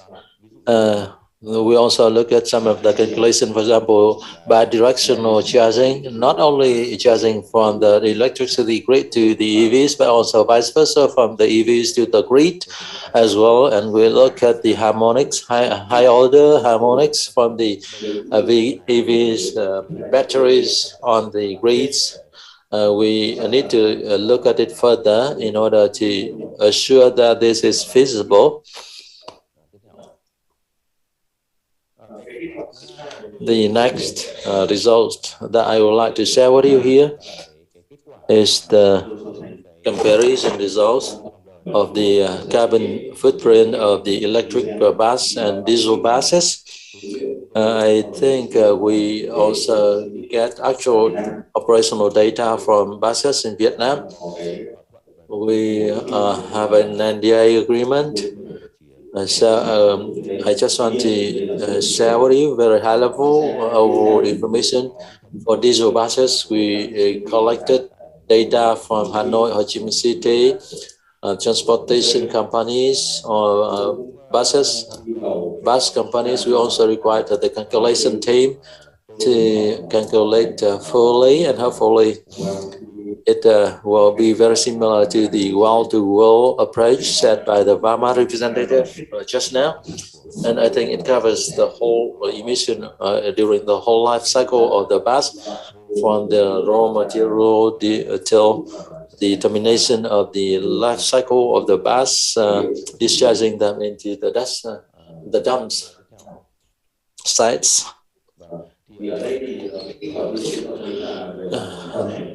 Operationally, it shows that the impact of the vehicles to the grid, when look at the emission factor of the grid for grids in Vietnam, I think it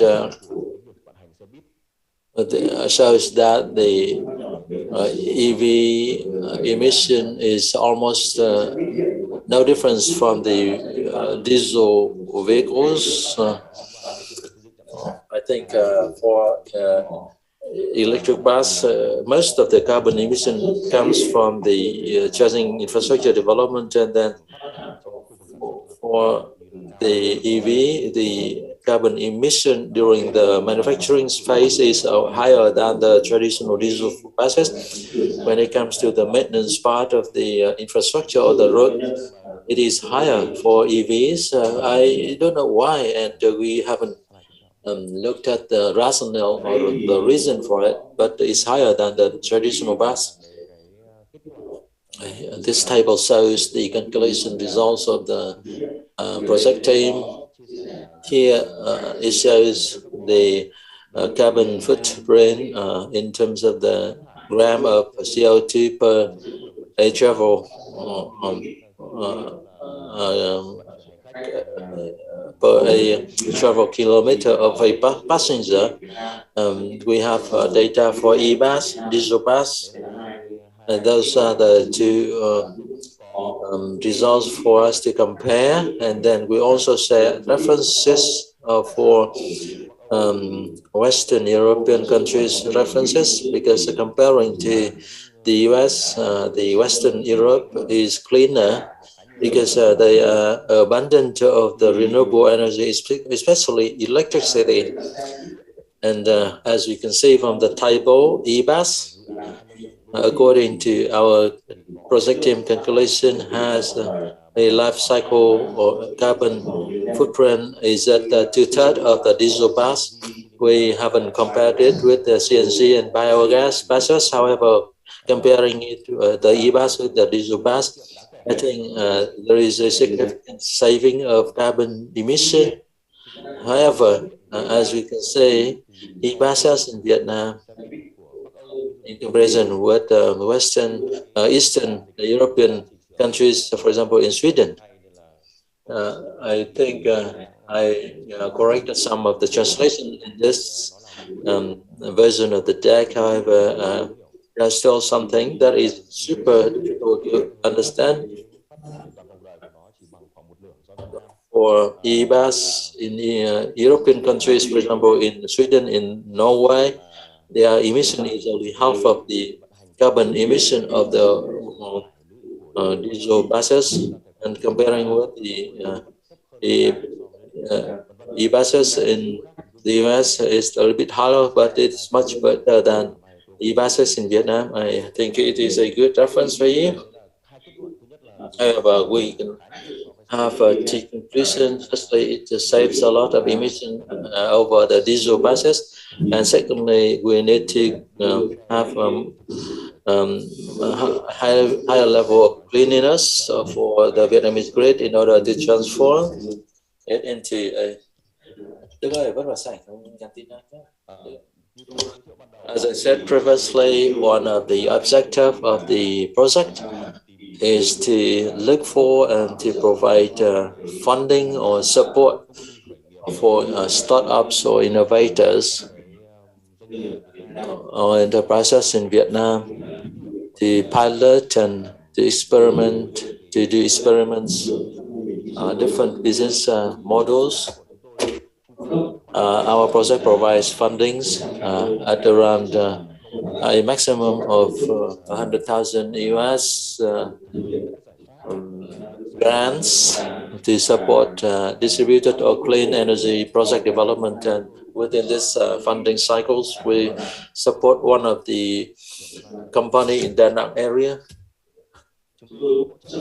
We support one of the company in Da Nang area,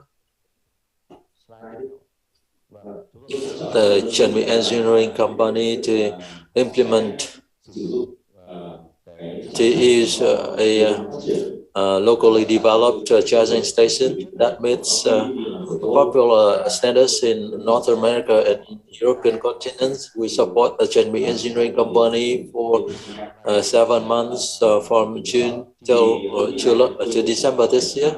By December this year, they will complete the installations of the charging stations, and they will need to assure the operational aspect of the charging stations. And then we also support them in terms of the calculations of the business model, starting from the buying electricity from EVN for resale on the charging stations will be feasible or profitable. We are happy to chat with these participants or representatives from development agency. If you want to have further information on this project, I would like to thank you very much for your attention. Thank you.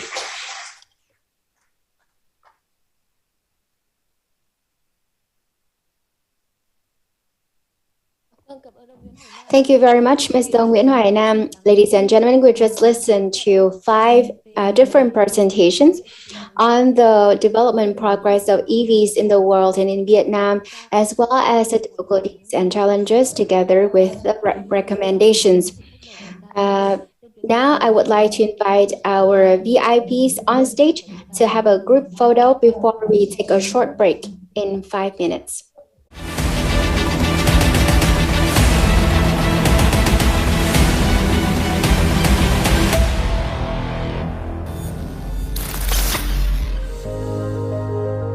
Phát triển kinh tế và tốc độ đô thị hóa cao dẫn đến gia tăng nhanh chóng nhu cầu giao thông và mức độ tiêu thụ nhiên liệu hóa thạch.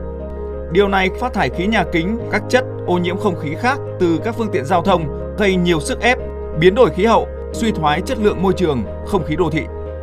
Các nghiên cứu cho thấy, trên thế giới giao thông vận tải tiêu thụ trên 55% lượng nhiên liệu và phát thải ra khoảng 25% tổng lượng CO2 toàn cầu. Trong đó, tỷ lệ này từ các phương tiện giao thông đường bộ chiếm tới 17%. Các sáng kiến và giải pháp về giao thông xanh đang được thúc đẩy trong lĩnh vực giao thông nhằm kiềm chế sự phát thải khí nhà kính, cải thiện chất lượng môi trường không khí đô thị. Trong đó, thúc đẩy phát triển giao thông điện được đánh giá là giải pháp quan trọng do nhiều ưu thế trong việc cắt giảm tiêu thụ nhiên liệu hóa thạch, thúc đẩy mô hình chuyển đổi năng lượng, phù hợp với xu thế công nghệ cao, cải thiện sức khỏe cộng đồng.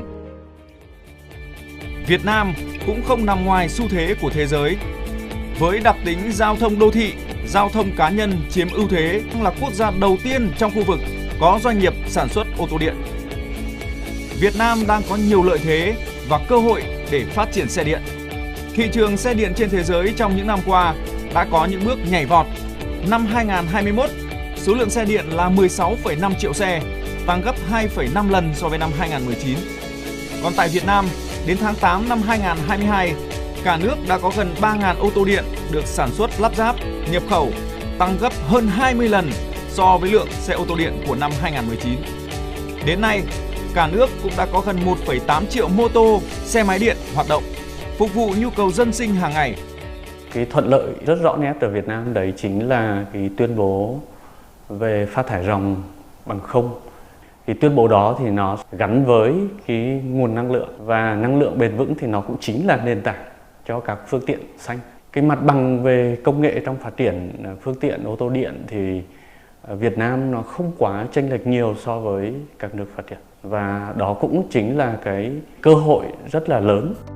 Với sự đầu tư phát triển của các doanh nghiệp, nỗ lực của các bên liên quan thì xe điện đang dần dần trở nên phổ biến hơn trên đường phố Việt Nam, đặc biệt tại các khu vực đô thị có mật độ giao thông cao. Tôi lựa chọn một chiếc xe điện với mong muốn để cho cái môi trường nó tốt hơn. Là tôi tin là một chiếc xe điện thì cái công nghệ nó sẽ nhiều hơn. Cái thứ ba là cái cảm giác lái nó sẽ tin cậy hơn, nó sẽ chắc chắn hơn, và cái khả năng tăng tốc nó tốt hơn. Và cái thứ tư đó là cái chi phí. Bên cạnh đó, báo cáo cập nhật quốc gia tự đóng góp của Việt Nam trình Ban Thư ký Công ước Khung Liên Hợp Quốc về biến đổi khí hậu đã hoạt động phát triển giao thông điện là giải pháp nhằm giảm phát thải khí nhà kính từ ngành giao thông vận tải Việt Nam. Mục tiêu này cũng đã được xác định là một trong số những chiến lược phát triển quốc gia và ngành có liên quan. Tuy vậy, phát triển xe điện cũng đang đối mặt với nhiều thách thức và rào cản cần tháo gỡ. Thì tôi kiến nghị chính phủ cần có những cái quy định về xe điện, ví dụ như quy định về pin, quy định về trạm sạc, quy định về các cái trạm đổi pin, và quy định về các cái cơ sở tái chế phù hợp với các cái quy định quốc tế, để các doanh nghiệp của chúng tôi có thể sản xuất những cái xe điện mà phù hợp với cả các quy định quốc tế. Thì đối với các cái trạm sạc hiện nay thì về các cái bộ tiêu chuẩn và quy chuẩn hiện nay vẫn còn khá là ít. Cụ thể là Bộ Khoa học Công nghệ cũng mới chỉ đưa ra được khoảng 5 hoặc là 6 cái tiêu chuẩn về hệ thống chạm sạc và trụ sạc. Do đó VinFast đang phải áp dụng các cái tiêu chuẩn của riêng doanh nghiệp mình, cũng như là dựa trên các cái tiêu chuẩn quốc tế. Từ thực tế đó, ngành giao thông vận tải đã có những định hướng chính sách, chiến lược và giải pháp để tháo gỡ nút thắt và thúc đẩy xe điện phát triển. Để đóng góp vào mục tiêu giảm phát thải tòng bằng không vào năm 2050 bằng nguồn lực trong nước cùng với sự hợp tác và hỗ trợ của cộng đồng quốc tế, nhất là các nước phát triển, thông qua hỗ trợ tài chính và hỗ trợ bằng công nghệ. Bằng cơ chế thỏa thuận Paris, Bộ Giao thông Vận tải đã tham mưu báo cáo Thủ tướng Chính phủ và được Thủ tướng Chính phủ đồng ý ban hành quyết định 876 phê duyệt chương trình hành động chuyển đổi năng lượng xanh, giảm phát thải carbon và khí metan trong ngành giao thông vận tải. Đây là một định hướng quan trọng để ngành giao thông vận tải xây dựng các quy định và lộ trình sử dụng xe điện của Việt Nam với mục tiêu đến năm 2050 100% các phương tiện giao thông cơ giới đường bộ, xe máy, thi công tham gia giao thông chuyển đổi sử dụng năng lượng điện hoặc năng lượng xanh. Việc ban hành các chính sách, công cụ và triển khai thực hiện kịp thời các nhiệm vụ trong chương trình hành động chuyển đổi năng lượng xanh, giảm phát thải khí carbon và khí metan của ngành giao thông vận tải sẽ tạo môi trường thuận lợi cho phát triển giao thông bằng điện và thân thiện với môi trường của Việt Nam. So UNDP, with support of the government of Japan, is supporting a project called Catalyzing a Shift Towards E-Mobility in the Transport Sector. UNDP với sự hỗ trợ của chính phủ Nhật Bản đang thực hiện dự án thúc đẩy chuyển đổi bền vững theo hướng giao thông điện trong ngành giao thông. Mục tiêu là tạo hệ sinh thái để thúc đẩy phát triển phương tiện điện và giao thông xanh tại Việt Nam. Dự án thực hiện các hoạt động đào tạo, nâng cao năng lực. Chúng tôi cũng đang hỗ trợ xây dựng các tiêu chuẩn đối với trạm sạc. Chúng tôi mong muốn có các hỗ trợ xây dựng chương trình quốc gia phát triển phương tiện giao thông vận tải công cộng thân thiện với môi trường. Chúng tôi cũng sẽ tiếp tục các hoạt động truyền thông và đối thoại chính sách trong thời gian tới. Tôi nghĩ rằng tất cả các hoạt động này sẽ hỗ trợ cho mục tiêu chuyển đổi và tạo môi trường thuận lợi cho phát triển giao thông điện, thúc đẩy quá trình chuyển đổi năng lượng xanh tại Việt Nam. For e-mobility and a green energy transition in Vietnam. Phát triển giao thông điện được xác định là một trong những giải pháp để chuyển đổi năng lượng xanh ngành giao thông vận tải, góp phần thực hiện mục tiêu phát thải ròng bằng không đến năm 2050. Để thực hiện mục tiêu trên, cần phải có sự vào cuộc đồng bộ của các bên liên quan, từ việc tạo môi trường thuận lợi của chính phủ, sự đầu tư của khối tư nhân và sự chuyển đổi nhận thức và thói quen sử dụng của người tiêu dùng, và sự hỗ trợ của cộng đồng quốc tế nhằm đạt được mục tiêu giảm phát thải, ứng phó với biến đổi khí hậu, đóng góp cho phát triển bền vững và tạo môi trường sống trong lành hơn cho tất cả mọi người.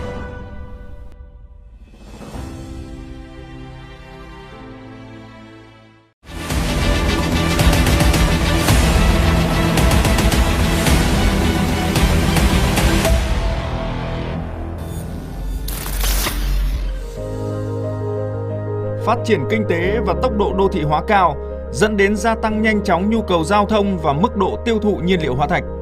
Điều này phát thải khí nhà kính, các chất ô nhiễm không khí khác từ các phương tiện giao thông, gây nhiều sức ép, biến đổi khí hậu, suy thoái chất lượng môi trường, không khí đô thị.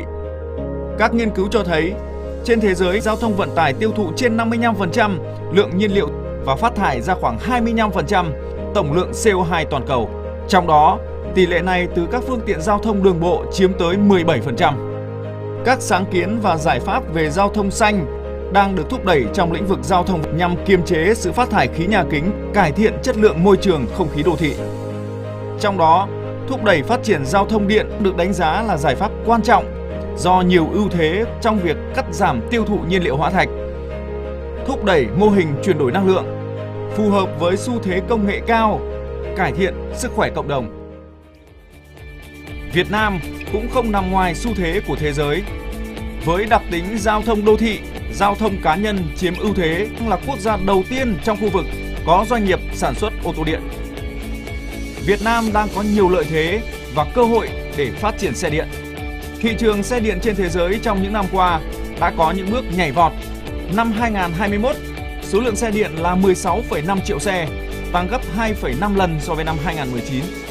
Còn tại Việt Nam, đến tháng 8 năm 2022, cả nước đã có gần 3.000 ô tô điện được sản xuất lắp ráp, nhập khẩu, tăng gấp hơn 20 lần so với lượng xe ô tô điện của năm 2019. Đến nay, cả nước cũng đã có gần 1,8 triệu mô tô, xe máy điện hoạt động, phục vụ nhu cầu dân sinh hàng ngày. Cái thuận lợi rất rõ nét ở Việt Nam đấy chính là cái tuyên bố về phát thải ròng bằng không. Cái tuyên bố đó thì nó gắn với cái nguồn năng lượng, và năng lượng bền vững thì nó cũng chính là nền tảng cho các phương tiện xanh.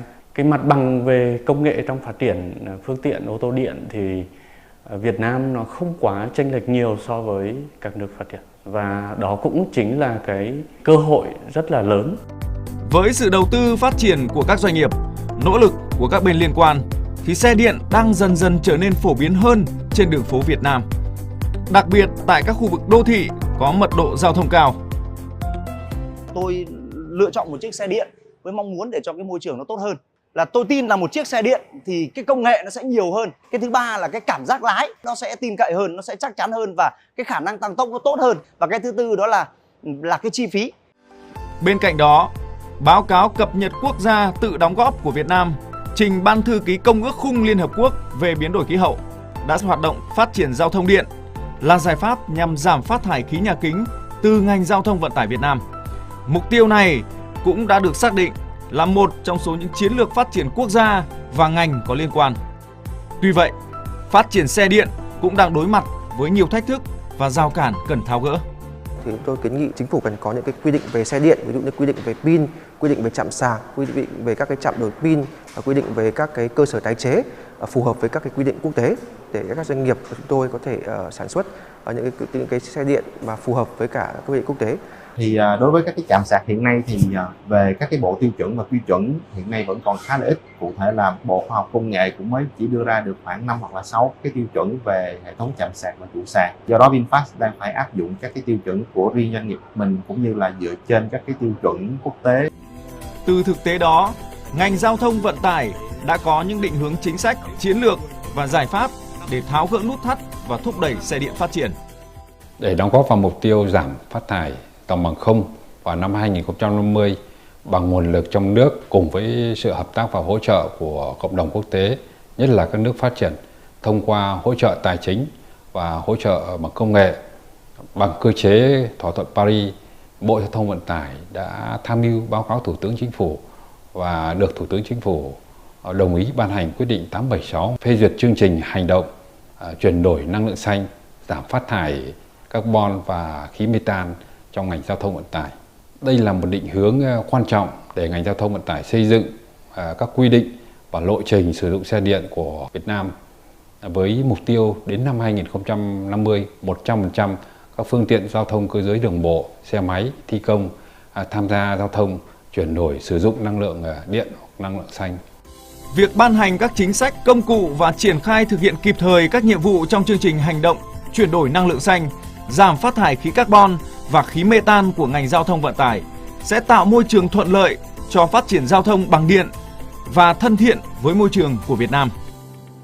So UNDP, with support of the government of Japan, is supporting a project called Catalyzing a Shift Towards E-Mobility in the Transport sector. UNDP với sự hỗ trợ của chính phủ Nhật Bản đang thực hiện dự án thúc đẩy chuyển đổi bền vững theo hướng giao thông điện trong ngành giao thông.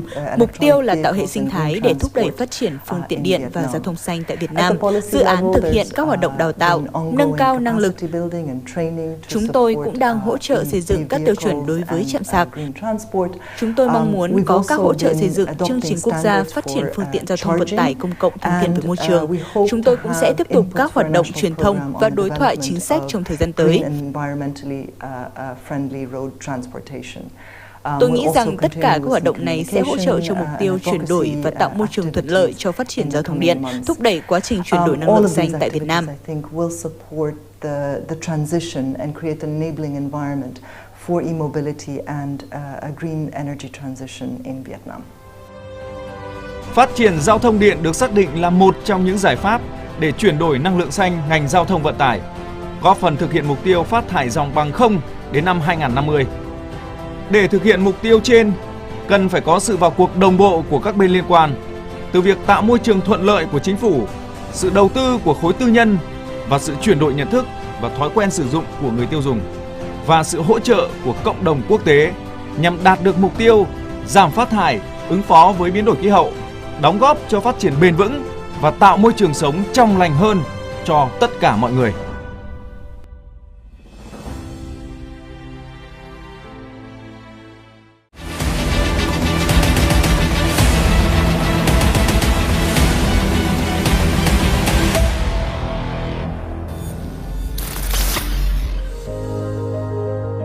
Phát triển kinh tế và tốc độ đô thị hóa cao dẫn đến gia tăng nhanh chóng nhu cầu giao thông và mức độ tiêu thụ nhiên liệu hóa thạch.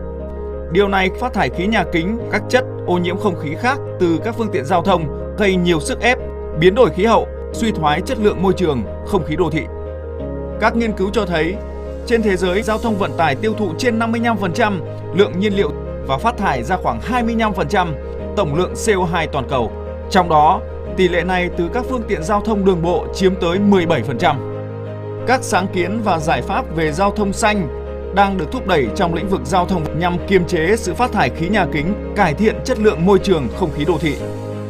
Trong đó, thúc đẩy phát triển giao thông điện được đánh giá là giải pháp quan trọng do nhiều ưu thế trong việc cắt giảm tiêu thụ nhiên liệu hóa thạch, thúc đẩy mô hình chuyển đổi năng lượng, phù hợp với xu thế công nghệ cao, cải thiện sức khỏe cộng đồng. Việt Nam cũng không nằm ngoài xu thế của thế giới. Với đặc tính giao thông đô thị, giao thông cá nhân chiếm ưu thế, là quốc gia đầu tiên trong khu vực có doanh nghiệp sản xuất ô tô điện. Việt Nam đang có nhiều lợi thế và cơ hội để phát triển xe điện. Thị trường xe điện trên thế giới trong những năm qua đã có những bước nhảy vọt. Năm 2021, số lượng xe điện là 16,5 triệu xe, tăng gấp 2,5 lần so với năm 2019. Còn tại Việt Nam, đến tháng 8 năm 2022, cả nước đã có gần 3.000 ô tô điện được sản xuất lắp ráp, nhập khẩu, tăng gấp hơn 20 lần so với lượng xe ô tô điện của năm 2019. Đến nay, cả nước cũng đã có gần 1,8 triệu mô tô, xe máy điện hoạt động, phục vụ nhu cầu dân sinh hàng ngày. Cái thuận lợi rất rõ nét ở Việt Nam đấy chính là cái tuyên bố về phát thải ròng bằng không.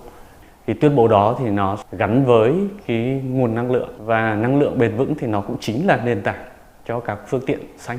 Cái mặt bằng về công nghệ trong phát triển phương tiện ô tô điện thì Việt Nam nó không quá chênh lệch nhiều so với các nước phát triển, và đó cũng chính là cái cơ hội rất là lớn. Với sự đầu tư phát triển của các doanh nghiệp, nỗ lực của các bên liên quan thì xe điện đang dần dần trở nên phổ biến hơn trên đường phố Việt Nam, đặc biệt tại các khu vực đô thị có mật độ giao thông cao. Tôi lựa chọn một chiếc xe điện với mong muốn để cho cái môi trường nó tốt hơn.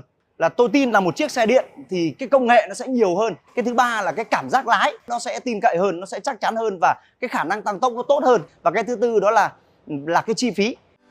Bên cạnh đó, báo cáo cập nhật quốc gia tự đóng góp của Việt Nam trình Ban Thư ký Công ước Khung Liên Hợp Quốc về biến đổi khí hậu đã hoạt động phát triển giao thông điện là giải pháp nhằm giảm phát thải khí nhà kính từ ngành giao thông vận tải Việt Nam. Mục tiêu này cũng đã được xác định là một trong số những chiến lược phát triển quốc gia và ngành có liên quan. Tuy vậy, phát triển xe điện cũng đang đối mặt với nhiều thách thức và rào cản cần tháo gỡ.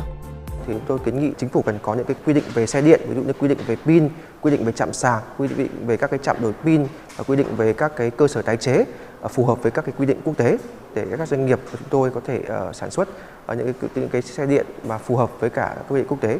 Thì đối với các cái trạm sạc hiện nay thì về các cái bộ tiêu chuẩn và quy chuẩn hiện nay vẫn còn khá là ít. Cụ thể là Bộ Khoa học Công nghệ cũng mới chỉ đưa ra được khoảng 5 hoặc là 6 cái tiêu chuẩn về hệ thống chạm sạc và trụ sạc. Do đó VinFast đang phải áp dụng các cái tiêu chuẩn của riêng doanh nghiệp mình, cũng như là dựa trên các cái tiêu chuẩn quốc tế. Từ thực tế đó, ngành giao thông vận tải đã có những định hướng chính sách, chiến lược và giải pháp để tháo gỡ nút thắt và thúc đẩy xe điện phát triển. Để đóng góp vào mục tiêu giảm phát thải tòng bằng không vào năm 2050 bằng nguồn lực trong nước cùng với sự hợp tác và hỗ trợ của cộng đồng quốc tế, nhất là các nước phát triển, thông qua hỗ trợ tài chính và hỗ trợ bằng công nghệ. Bằng cơ chế thỏa thuận Paris, Bộ Giao thông Vận tải đã tham mưu báo cáo Thủ tướng Chính phủ và được Thủ tướng Chính phủ đồng ý ban hành quyết định 876 phê duyệt chương trình hành động chuyển đổi năng lượng xanh, giảm phát thải carbon và khí methane trong ngành giao thông vận tải. Đây là một định hướng quan trọng để ngành giao thông vận tải xây dựng các quy định và lộ trình sử dụng xe điện của Việt Nam với mục tiêu đến năm 2050, 100% các phương tiện giao thông cơ giới đường bộ, xe máy, thi công tham gia giao thông chuyển đổi sử dụng năng lượng điện hoặc năng lượng xanh. Việc ban hành các chính sách, công cụ và triển khai thực hiện kịp thời các. Kính thưa các quý vị, chương trình hội thảo xin được tiếp tục. Ladies and gentlemen, let's resume with our panel discussion discussing the solutions to promoting EVs in Vietnam. It is our honor to welcome on stage Dr.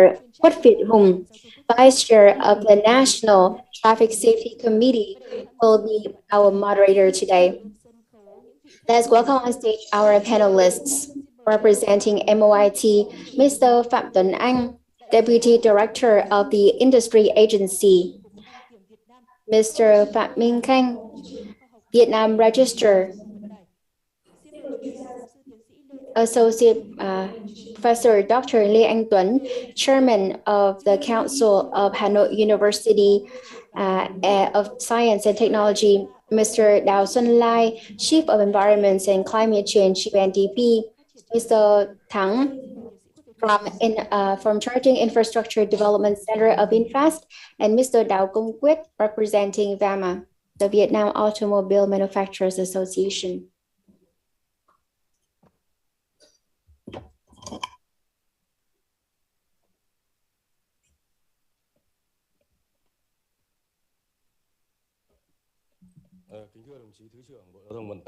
Vice Minister of Transport, Deputy Ambassador of Japan, to Vietnam, Mr. Patrick Haverman, Deputy Resident Representative of UNDP in Vietnam. Ladies and gentlemen, we don't have much time, but we have listened to the opening speeches delivered by our Vice Minister of Transport, by the Embassy of Japan of UNDP, as well as a series of presentations, including the introductory presentation delivered by the Ministry of Transport, the agency that proposed decision 876, as well as the presentations delivered by VEMA, the private sector.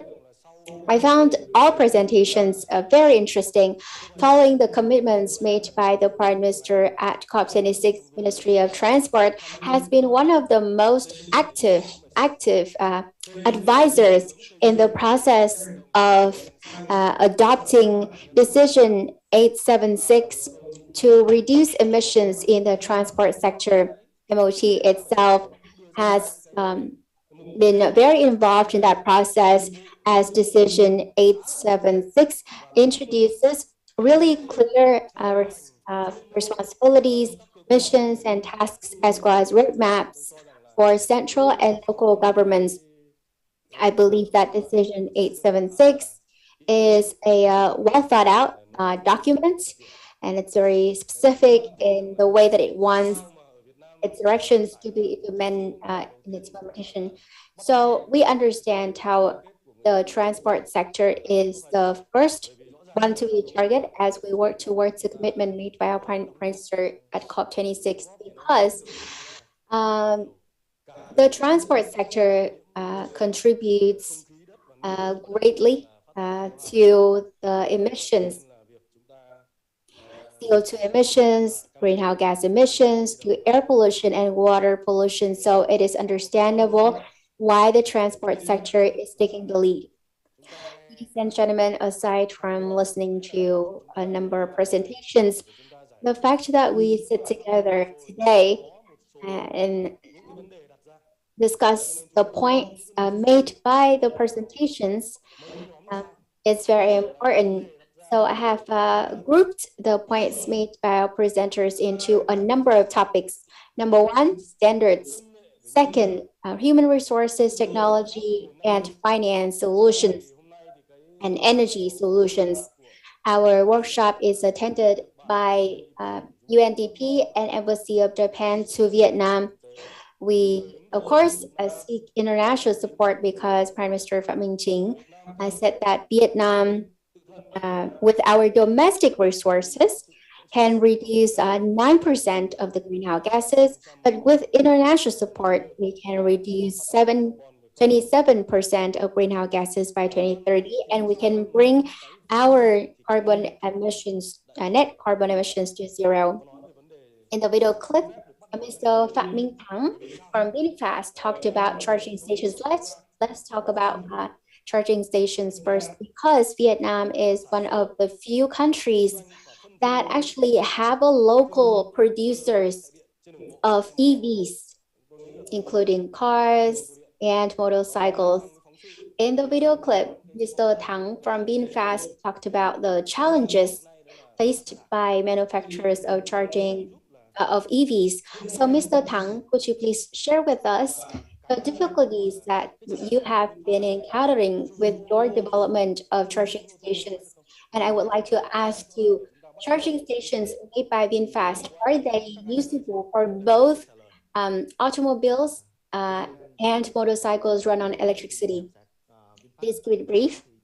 Ladies and gentlemen, in our process of developing charging stations in Vietnam, here are the challenges. First, the technical regulations and standards issued by the state are not updated. So the Ministry of Science and Technology is using the IEC standards, but we have not had standards put in place for the development of charging stations and for the constructions of the protective systems for charging stations. And that's the reason why in our development and construction of charging stations, we have to resort to IEC standards. How about other challenges? Well, other challenges have to do with the legal frameworks that guide the installation of charging stations in different localities, because in different localities, they look to the documents released by the central government to allow us to install charging stations. The third challenge has to do with the source of power to powers our charging stations. Thank you very much, Mr. Tang. So 3 challenges. Could you please respond to my second question right away? VinFast charging stations, are they used for both? Yes, we are developing first charging stations for automobiles, e-automobiles. With motorcycles, actually charging at home is easier, and that's the reason why we have not built hybrid charging stations for both. We are having plans in mind to incorporate both, so charging stations for both automobiles and motorcycles in suitable locations. Thank you very much, Mr. Tang from VinFast. Based on the challenges raised by Mr. Wu Tang, Director of Charging Station Development Center of VinFast, I would like to raise one question that has to do with standards and technical regulations. We don't have any representative of Ministry of Science and Technology here today at our workshop, but I would like to address this question to the Director of Science and Technology and the Deputy Director of Vietnam Register for Ministry of Transport. You can divide the labor among yourselves. So my first question is, do we have to develop a national technical regulation for charging stations? Second question. Later, I will address Mr. Tuấn Anh with another question, but I would like to ask this question right away. At the moment, e-automobiles are being manufactured based on the set of standards for all automobiles, but should we have a designated set of standards for e-automobiles? So Mr. Ha, could you please go first? Mr. Trần Quang Ha, Deputy Director of Science, Technology and Environment Department of MOT. Thank you very much, our moderator, for raising that question on behalf of the businesses. Yes, we don't have Ministry of Science and Technology here, but I would like to speak on their behalf.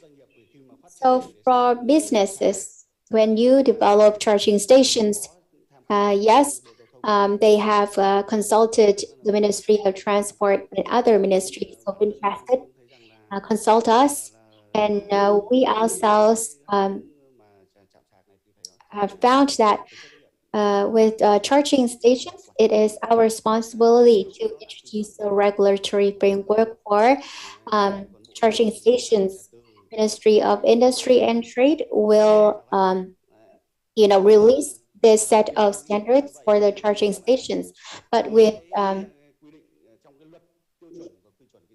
our technical regulations and standards, as we don't have them in place yet at national level, because with our technical regulations, they are voluntary. It depends on the unique and unique standards or the unique codes that they would like to adhere to, and it depends on the decision of each and every business. So you may use the most updated one used internationally, for example, the IEC one. So one requirements with regards to power connections, loads, and power safety. I'm not specialized in power mix, but I believe that there exists national and international technical regulations and standards already for the safe operations of the power mix. Thank you very much, Mr. Ha, for your response. Well, you spoke on behalf of the Ministry of Science, Technology, and I know how difficult it was for you to answer thoroughly. Mr. Minh Thành, Deputy Director of the Vietnam Register, is there a need for a national technical regulation for charging stations and electric automobiles? Thank you very much for your question. Is there a need? Is there a need to release a designated national technical regulation for electric automobiles? First, I would like to say that vehicles are similar to any other vehicles. It has brakes, it has wheels, and other components that have to comply with the existing regulations. They're all different in their sources of energy. Their energy can come from gas, gasoline, or electricity, right? So when a new line or a new category of vehicles is introduced, for example, autonomous vehicles, the wheels do not exist anymore, right? So it will be a headache for us to address later on from the perspective of the Ministry of Transport. But that's a different story. We have the NTR, National Technical Regulation 09, that covers all pieces, all components of electric vehicles. We have tested the application of our NTR 09 back in 2014. But with the advancements of science and technology, the EV technology is progressing really rapidly.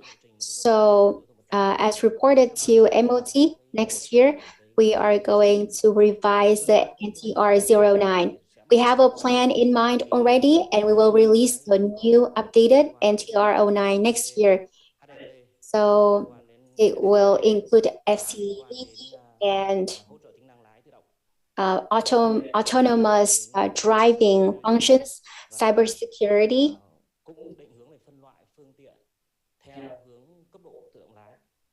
and the categorization or classification of vehicles by their autonomous driving functions. In accordance with Resolution 102 of the National Assembly, Vietnam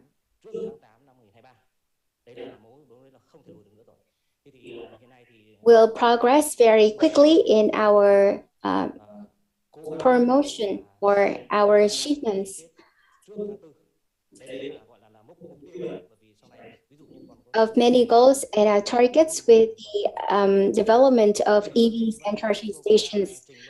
Together with that goal, we are proposing to the Ministry of Transport to develop the roadmaps to implement EPFTAs and many other trade agreements to make sure that we can reach a harmony across the regulations of all countries. So that is my update for the audience, and I hope that in the process of revising NTR 09, we can receive your inputs and feedback to make sure that the regulations that we will introduce in the future will not hinder your development and promote the development of the e-automobile industry. Thank you very much, Mr. Minh Thanh, Deputy Director of the Vietnam Register. So his response is that we're still using our old NTR 09, but we're also working on revising NTR 09. I'm sure this response is not satisfactory completely to Mr. Thắng from VinFast. Mr. Vũ Thắng, VinFast mentioned how unreliable our power mix is. So in certain locations, the power supply is enough. In other locations, the power supply is inadequate for the development of charging stations. In the previous presentations, a lot of our presenters talked about the planning of charging stations, but I believe that in the lot of planning, we have removed the articles and provisions on the development or planning of gas stations, but where would we place charging stations? So should we include it in the plan, in the provincial plan, the provincial construction plan or something? I have one question right now for our panelists. In the recent presentation, an idea was proposed on the revision of the strategy for the development of the automobile industry because the previous automobile development strategy is outdated already. So could you please tell us what is the way forward in the future, making sure that the development of the automobile industry is in good alignment with the decision 876? So yes, the strategy for the development of automobile industry was passed and released back in 2014, but we have seen a lot of improvements and a lot of changes in our market. As you know, the supporting policy frameworks of the governments for automobile industry exist and are very similar to the one in Thailand or Indonesia, but we focus mostly on tax, special consumption tax.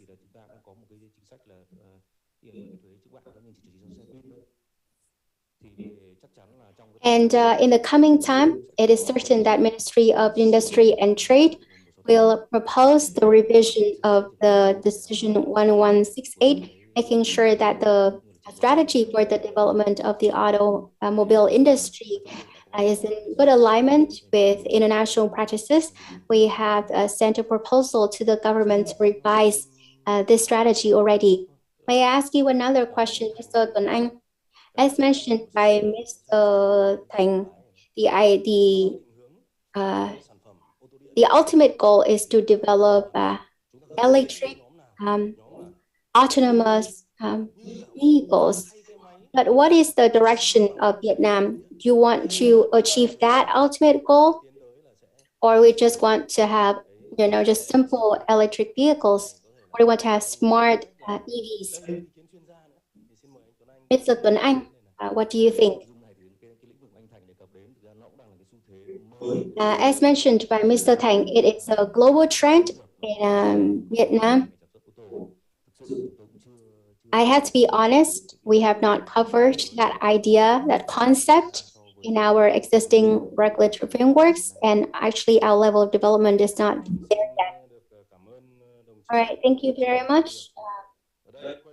The director of the industry agency, MOIT, there are clear deadlines. 2025, we will transition to electric buses, right? So with new or replacement buses, they have to be electric buses. And by 2030, we'll work on our taxis. So we have the representative of the Department of Road Transport here today. You are working with the government to revise the law on road transportation. So when we talk about buses and taxis, I wonder in the draft law on road transportation, have these targets been included in the draft yet? Mr. T, the chief of road transportation, could you please pass the mic to him? Anyone from the organizer, please.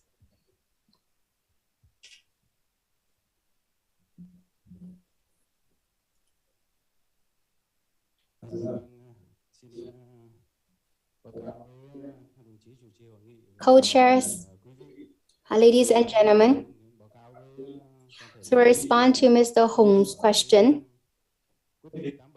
based on decision 876 of the Prime Minister, ladies and gentlemen, the draft law on road transportation has been submitted to the government, I think once or twice.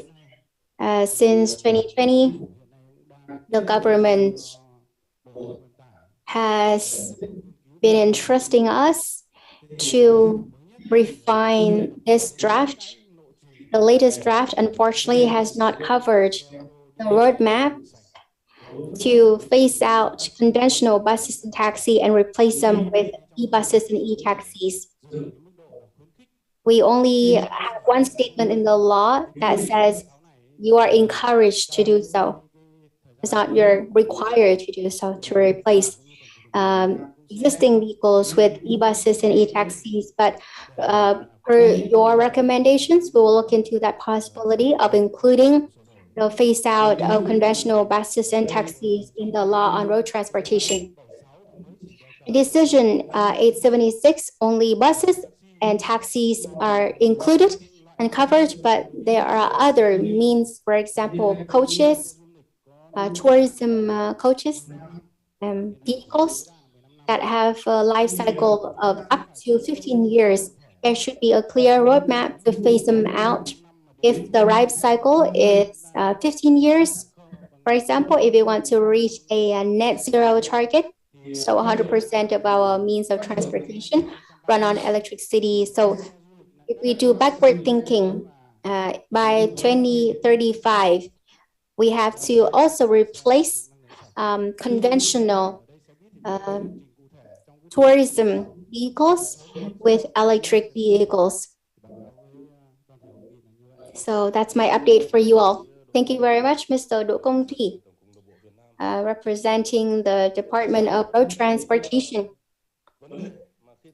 There is one thing that I see in decision 876. I actually raised this question to the Vice Minister, and it's fortunate that Madam Nga responded to my concern, which has to do with human resources. Actually,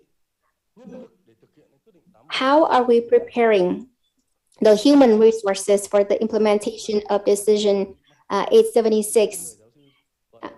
So, Professor Tuấn, what do you think, representing a training institution, aka Hanoi University of Science and Technology, probably the largest training provider for science and technology workforce? Our moderator, ladies and gentlemen, the development of EVs is an inevitable trend, and we're on that pathway.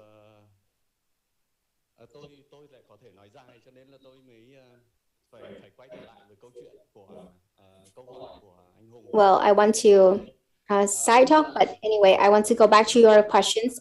With universities, especially technical universities like ours, our training programs, especially regarding electricity and automobile, are designed to provide the workforce that meets the use of EVs in the future. Not only HUSC, but many other universities and colleges are working on that program. And I think when it comes to human resources, I'm convinced that by 2030, the automobile engineers will be capable of meeting the demand for the transition into EVs. That's the first point I would like to make. However, with the development of EVs, it takes multiple resources, not only human resources, right?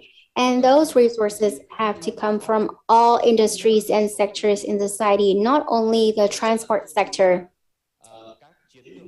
In my view, the strategy for the development of EVs has to leverage the resources of the entire society instead of focusing only on the resources in the transport sector. Because if we do so, we cannot implement the strategy in practice, because the transition into EVs and green energy powered vehicles is massive on the whole society. Therefore, I believe that we need to take into a mix of measures and resources for us to reach our targets set in the decision 876 within the time constraints. That's all I can say. I hope you understand. But may I say one more thing, please? Mr. Hùng, you said that EVs the ultimate goal of EVs is autonomous, right, self-driving cars and vehicles. However, you look at international experiences, there are 4 keywords. The first keyword is vehicles that use electricity, and then shared vehicles, connected vehicles, and the 4th keyword is self-driving. So 4 models or 4 modes all can work in Vietnam. Shared, connected, self-driving vehicles. Those are the 3 modes that will be dominant in the future. Thank you very much, Professor Anh Tuấn, the chairman of the Council of the Hanoi University of Science and Technology, HUST. That's my biggest concern in Decision 876, human resources. And to achieve the quantitative targets set in Decision 876, we need human resources. And yes, I agree with you. Ministry of Transport has been tasked to implement Decision 876, but it takes the involvement of the whole society and the engagement of other ministries in this process. Let's go back to what VinFast has shared. Power sources. I don't know in the audience, do we have any representatives from EVN or ERAF? I think we have extended invitations to them, but they did not make it here. The power development plan number 8 has not been adopted, but it is a fact that if we don't have adequate power supply for all activities in society, including for EVs, it will not be possible. It will not be possible. Power supply, power mix, the mix structure are really complex matters. Many people have raised that question, VinFast including, but we have to park this question, I believe, because Mr. Tuấn Anh cannot respond to this question because that will be too much pressure for him. All right, let's skip that question and let's go back to charging stations. Should we call it the planning of charging stations or the development of the network of charging stations?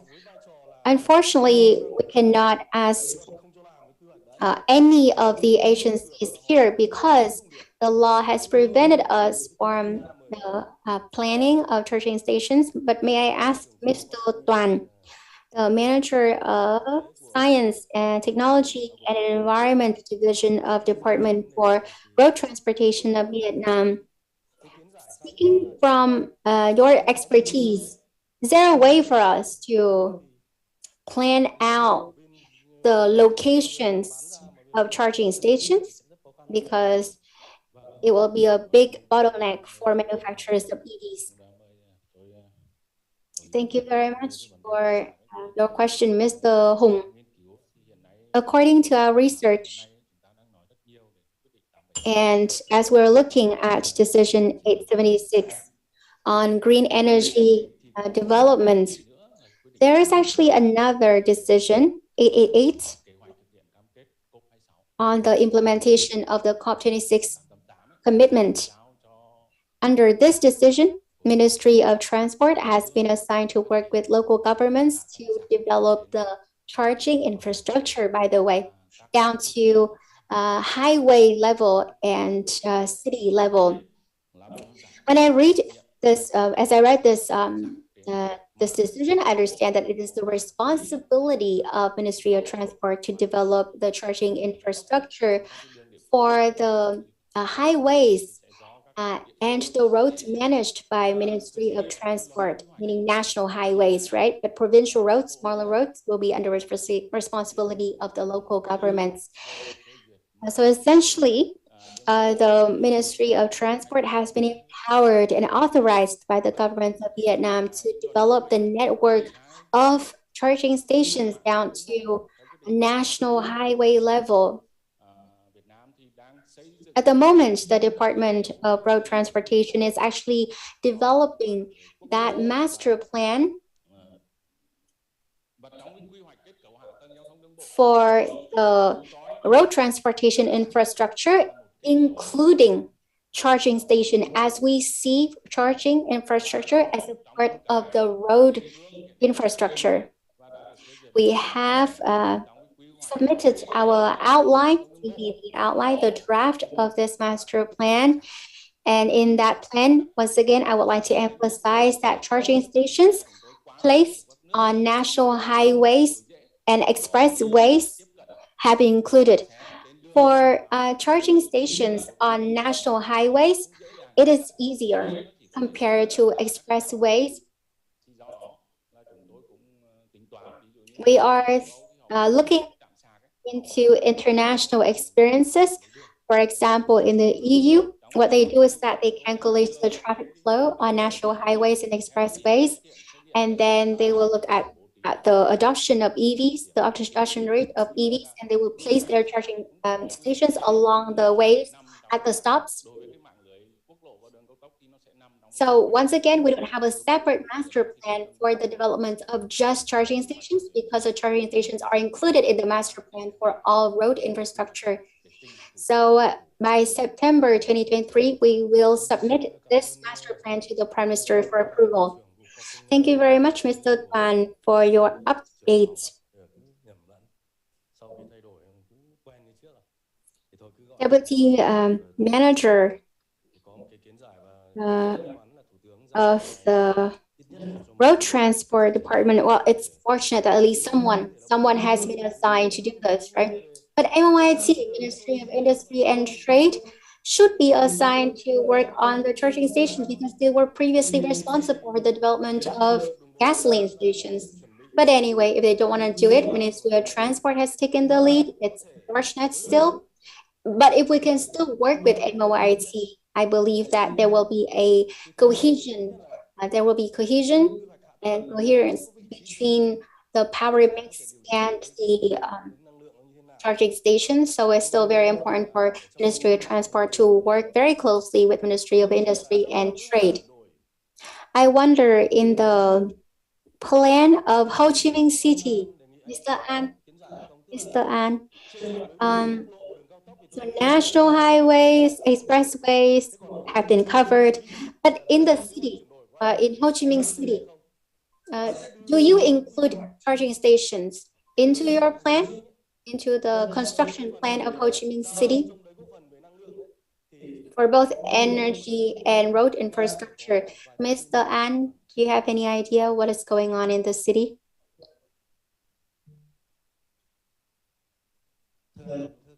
Mr. Hung, our co-chair, ladies and gentlemen, we did foresee the question in my presentation. Professor Ling Duan and I spent 1 year to develop that framework on the construction of the city. Yes, we don't have a sectoral plan, but we have an energy plan. And that's the reason why we had to ask the Power Corporation of Ho Chi Minh City that, if we want to build these charging stations here and here and here, can you provide us with adequate power supply? But then not just charging stations on the roadside, but also in parking lots, in shopping malls, in residential complexes, apartment complexes. In order to develop those charging stations, we need a strong legal framework, but we don't have that legal framework yet. I believe that the district governments and the lower governments also develop their own local construction plans. So I believe that they can include the development of charging stations into their local plans. Next I would like to talk about land use. Land use, it's another roadblock for all of us, because the development of charging infrastructure needs land. And that's the reason why land use is also part of our total legal framework to support the development of charging stations. Yes. I think we should have a clearer idea in mind. Say if we have one parking slot, but now I want to replace that parking slot with a charging station. What should I do? And a lot of residents living in homes, for example, having controversies, they're probably worried about safety, power safety. So that's one story. But on the other hand, it also has to do with, the allocation of land. So I wonder if any panelist can respond to this question. Mr. Tuấn, there's one thing I would like to add to this question, because for now we have not had a power grid plan in place to support the development of EVs, and that's the reason why residents of Bean Homes are not happy with the idea of building charging stations in the parking lots, because the idea is that if the power grid, the local power grids cannot support that charging station, the people, of course, would not agree, right?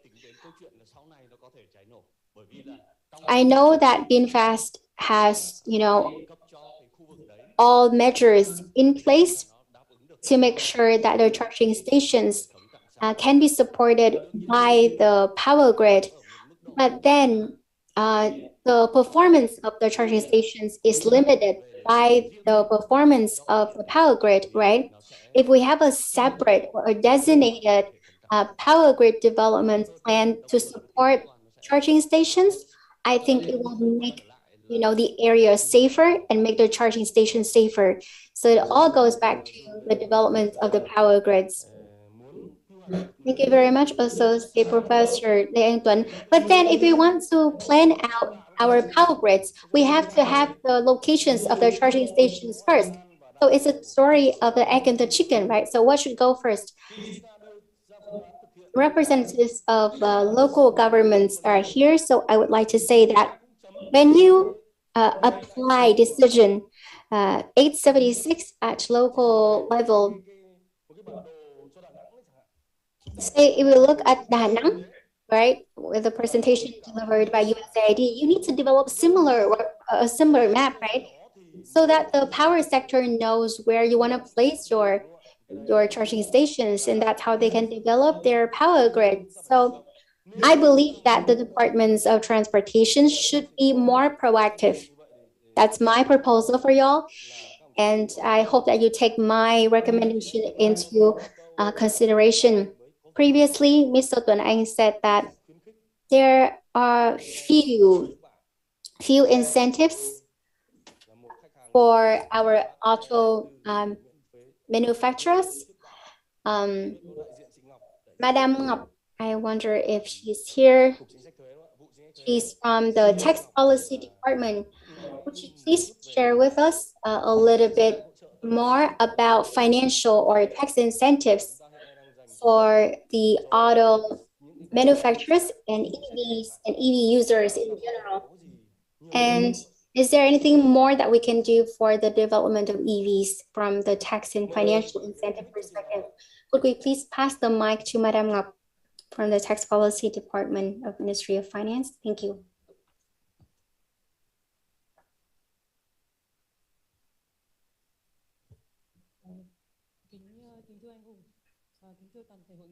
Mr. Hùng, ladies and gentlemen, talking about tax policy, there is few industries that are supported like the auto industry. With the presence of BAMA, I think they can definitely testify our efforts from the Ministry of Finance to support the development and growth of the auto industry. We have proposed to the government and the National Assembly so many financial and tax incentives for the auto manufacturers. Let me give you some examples. With the green automobiles, there are so many types of green automobiles. In our incentives, we have incentives for a variety of types with EVs and hybrid vehicles. With import duty for EVs is governed by Decree 57 in support of the development of the auto industry. With EVs, if manufacturers are registered in our incentive program, meaning they have to meet certain criteria. For example, they have to have an assembly line that produces EVs, and then there is some requirements, lower requirements for the production volume of their EVs. They are allowed to import the parts for the production of the EVs free of duty. So, but those parts have to be those that cannot be produced or acquired locally. If you look at the tax imposed on other vehicles, diesel vehicles, for example, the tax is extremely high. Now let's talk about hybrid vehicles.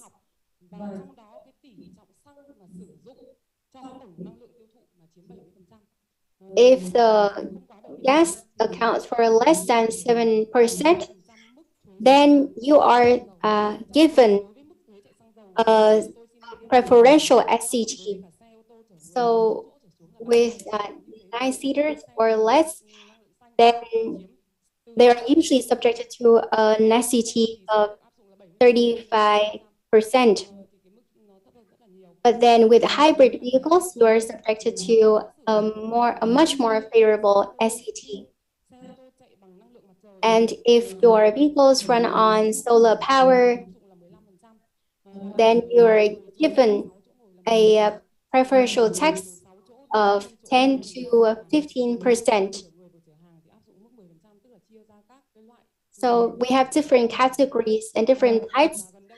Then we design the tax that suits each and every type that is favorable for the auto manufacturers in alignment with the resolutions of the National Assembly, as well as the decisions released by the government. So we have reduced significantly SATs for battery storage powered vehicles compared to other vehicles. By 2027,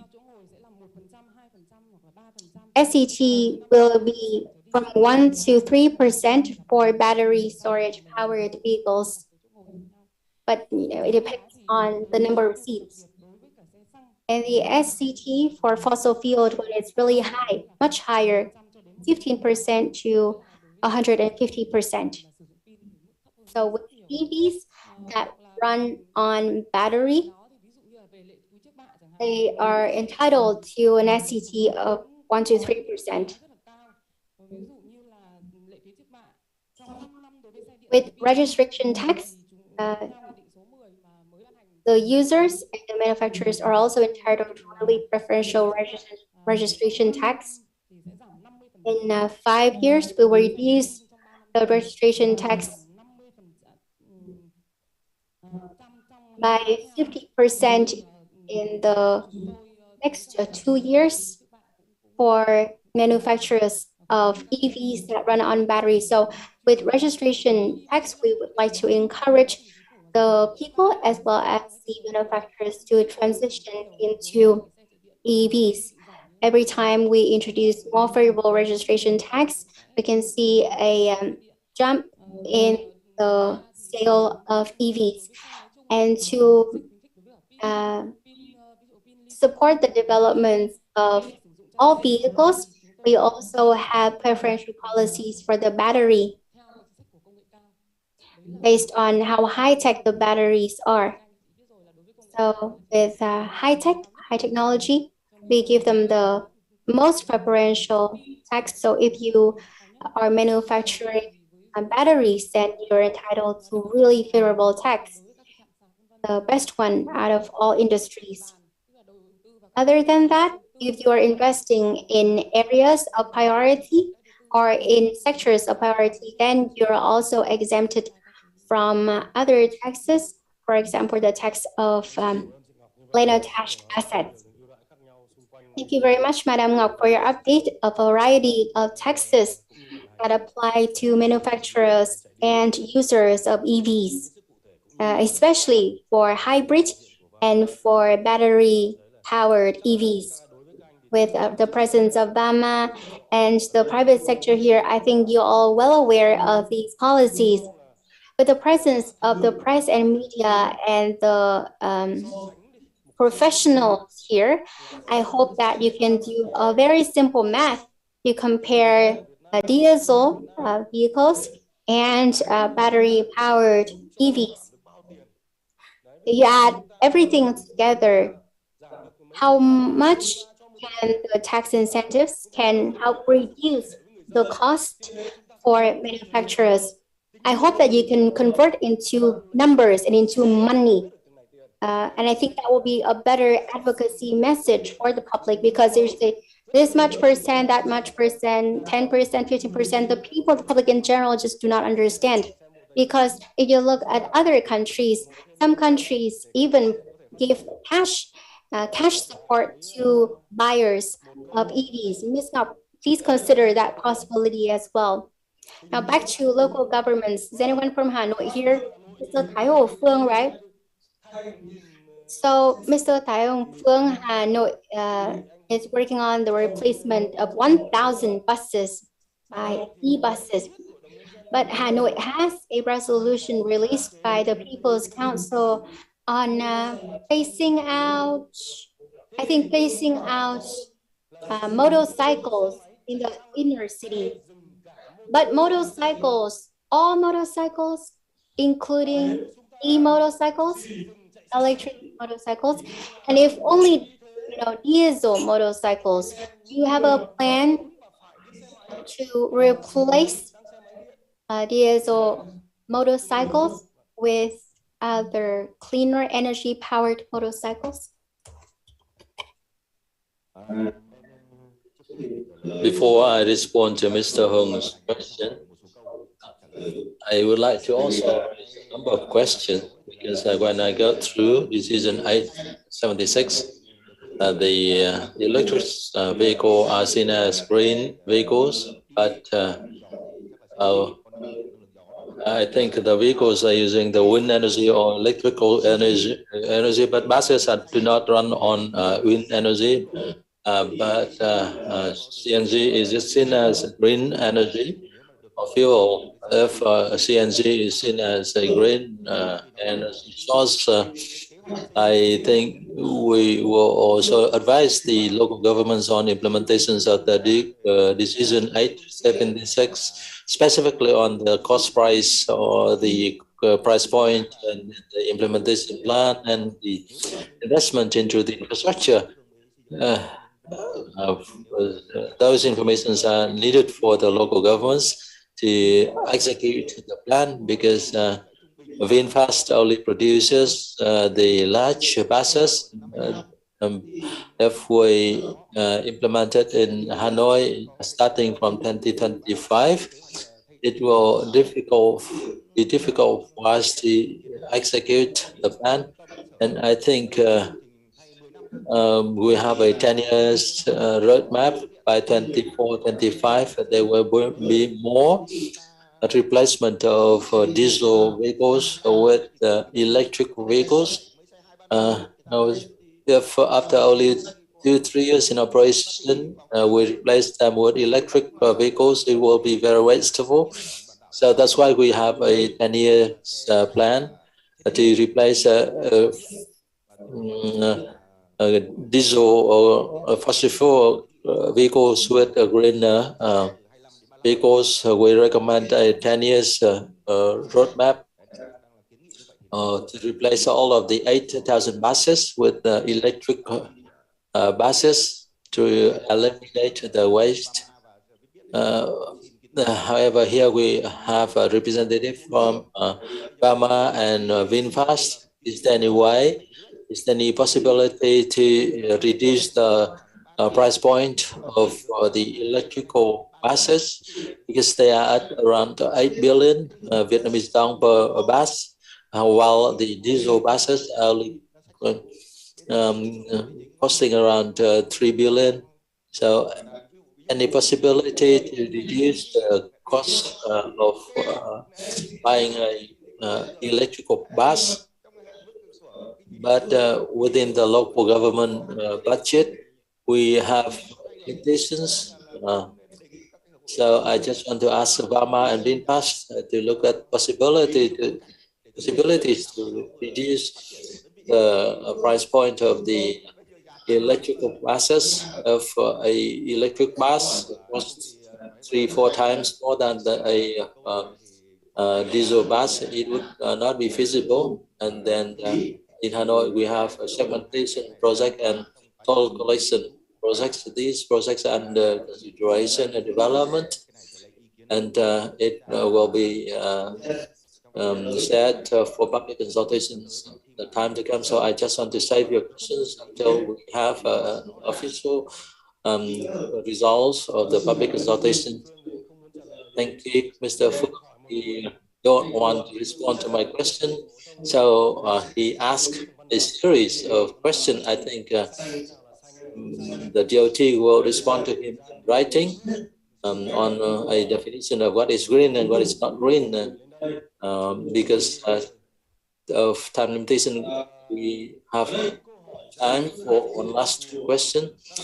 We have a question for international organization. Mr. Lai, can you please share on the green development? It would be a trade-off. Economically, we need to have policies, and we also need to develop business models or supply chains to realize both the green development objectives and economic viabilities. And before UNDP representative to respond on the support given by the international community to Vietnam for realization of green energy transition. And when you go to 876 decision, you will look at international cooperation, but what will be a specific cooperation support? Thank you. UNDP itself cannot answer for all of the other international organizations, but we'll look at it for our external view. Firstly, we are part of the UN family, so we look at it from the commitment by the Prime Minister. It is the decisive factor on the existence and survival of the Earth, of the whole planet. So I think we need to work together. We need to cooperate to address it. Of course, we talk at COP26 on the need for cooperation. Firstly, all of us want to have a better future. And secondly, we look at it from the development and opportunity perspective. Of course, VinFast sees the opportunities, and I think also Vietnam needs to see the opportunities, because we just got out of the low-income country level, and we have some money to spend, but we cannot spend it. But hopefully, the opportunities will be there for us to open up new industries. And if we join early, and if we go fast, we can lead the curve. And of course, we need the cooperation from the government and the enterprises, for the enterprises to be stronger, not only providing services or products in Vietnam, but also in the global market, because converting or conversions of diesel or fossil fuel vehicles into electrical vehicles is a new industry. Number 3, I think vehicle conversion is just part of a chains. I know that Vietnam and G7's representatives have been discussing about energy transition, and hopefully at COP27 there will be an announcement on it. The developed world will be responsible for energy transition as well, because it's been presented clearly that if we still follow business as usual, the energy transition will not be very green. It's just a little bit different from the international community. We mostly focus on capacity building or supporting legal development, standard development. We mostly provide technical assistance. And according to my point of view, the investment mostly come from the private sector. Contribution from tax or the state budgets would be very limited. It's not the same as in the Italy, because they just give a 30,000 US dollars car for free. They give away for free. And in Vietnam, we should not use too big vehicles with lots of emissions that others, passengers or traffic users will have to breathe in. Thank you, Mr. Lai. I think many people agree with Mr. Lai on the role of international community players, including UNDP and external stakeholders, including other governments and advice, financial institutions. What Mr. Lai said is just like an opportunity for Vietnam in general and for the industrialization process of Vietnam in particular. Mr. Tuấn Anh, can you please jump in and to share some of your points, please? Mr. Hùng, ladies and gentlemen, the auto industry is a significant concentration of technology advancement, and I think auto industry development contributes significantly to the general industrial development. And I think I would like to echo on Madam Ngọc response on the tax incentives we are assigned by the government for supporting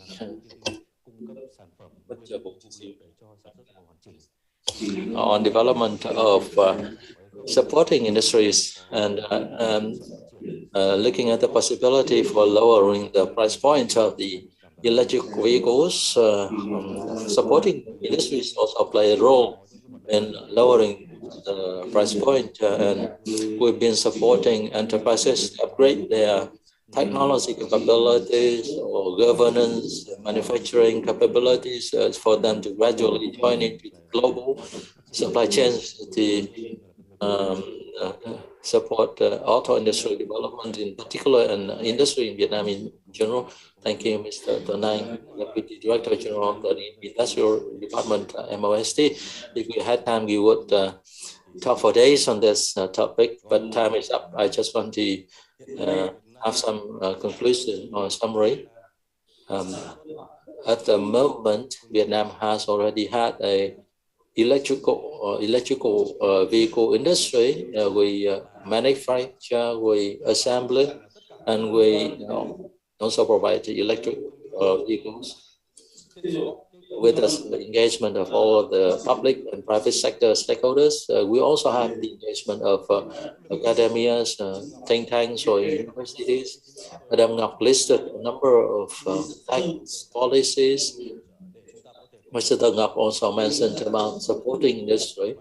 However, ahead of us, there's still a long way to go and to be answered. For example, the planning of the electricity or energy network, the charging station location planning under the road law of road transportation. There are specific road maps or milestone to implement it, and there's a long way to go ahead of us. And Mr. Vice Minister and ladies and gentlemen, I think within this workshop or talk framework today, there's still food for thoughts and following up activities. We have in this audience the representatives from the media and press and the communities, central and local agencies. I think if you have any question, please share your questions with the organizing board for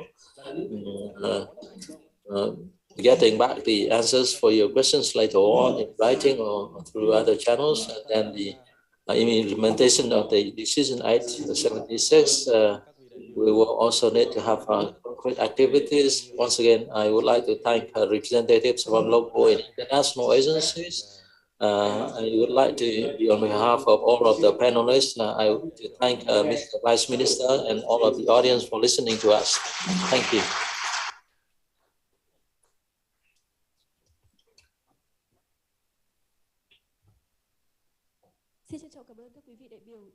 Thank you very much, our panelists. So after 3 hours, we have listened to the inputs made by sector leaders on the topic of EV's development towards green energy transition. Now I would like to give the floor to our Vice Minister to conclude our workshop today.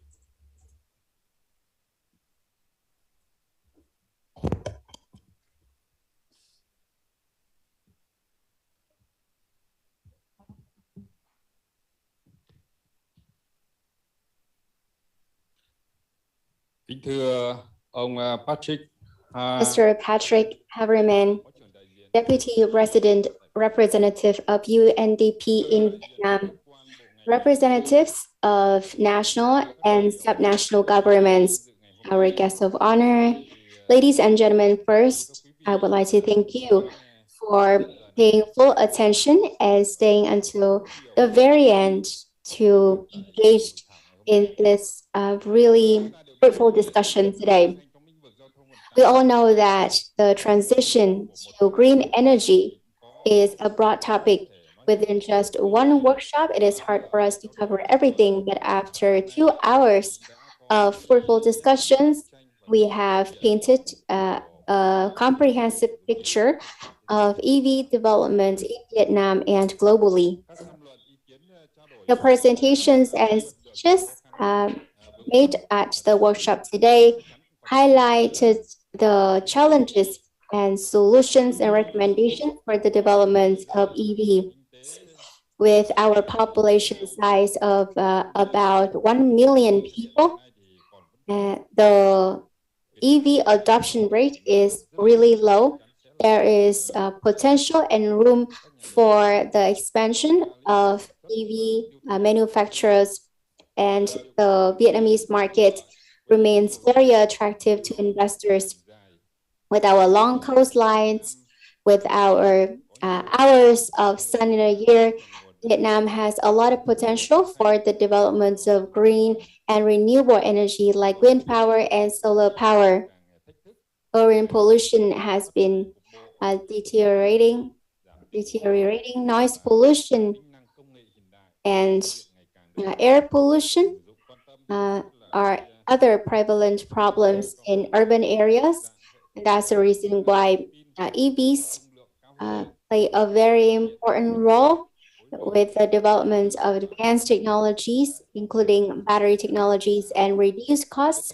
I believe that EVs will continue to be attractive to users, buyers, and investors. And local producers have a lot of potential to develop the technologies and to produce the components of EVs. With the strong political will from the National Assembly and the governments of Vietnam, as well as the will of the people, we can contribute to the goal of net zero by 2050. There remain challenges, major challenges and roadblocks on our way to transition to green energy, including public awareness, road infrastructure, the cost of EVs, the CapEx, legal frameworks for EVs and charging stations, and even the awareness and understanding of certain government leaders and officers. Therefore, to promote EVs in the road transportation sector, MOT, together with other ministries and local governments, should work together very closely to implement the missions and tasks introduced in Decision 876. We can all say that this workshop on EV's development towards green energy transition has come to a successful conclusion. We are honored to have the presence of international organizations which have been providing multiple support sources for Vietnam to realize our commitment under COP26, with a focus on the green energy transition program in the transport sector. On behalf of the organizer, I would like to thank the Embassy of Japan to Vietnam, UNDP in Vietnam, the other international and local NGOs, and the press and media for your support towards the workshop, and we seek your continued active support to support Vietnam achieve our goals by 2050 while maintaining our economic growth. With that, I would like to conclude the workshop today. Thank you very much for listening. Thank you very much, Vice Minister Lee Anh-Tuan, for your concluding remarks. And before we close our workshop today, I would like to hear from Mr. Patrick Haberman, representing UNDP in Vietnam. So the floor is yours.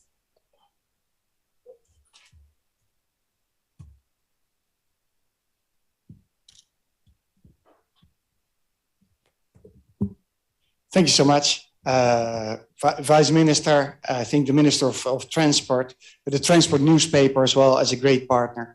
I think what I said in the morning, we need to discuss more policy frameworks. We need to see how the action plans are and how we can adjust the action plans. I think we had a good set of presentations, really impressive. I think how we plan ahead and how we have this lively panel today as well between the different ministries.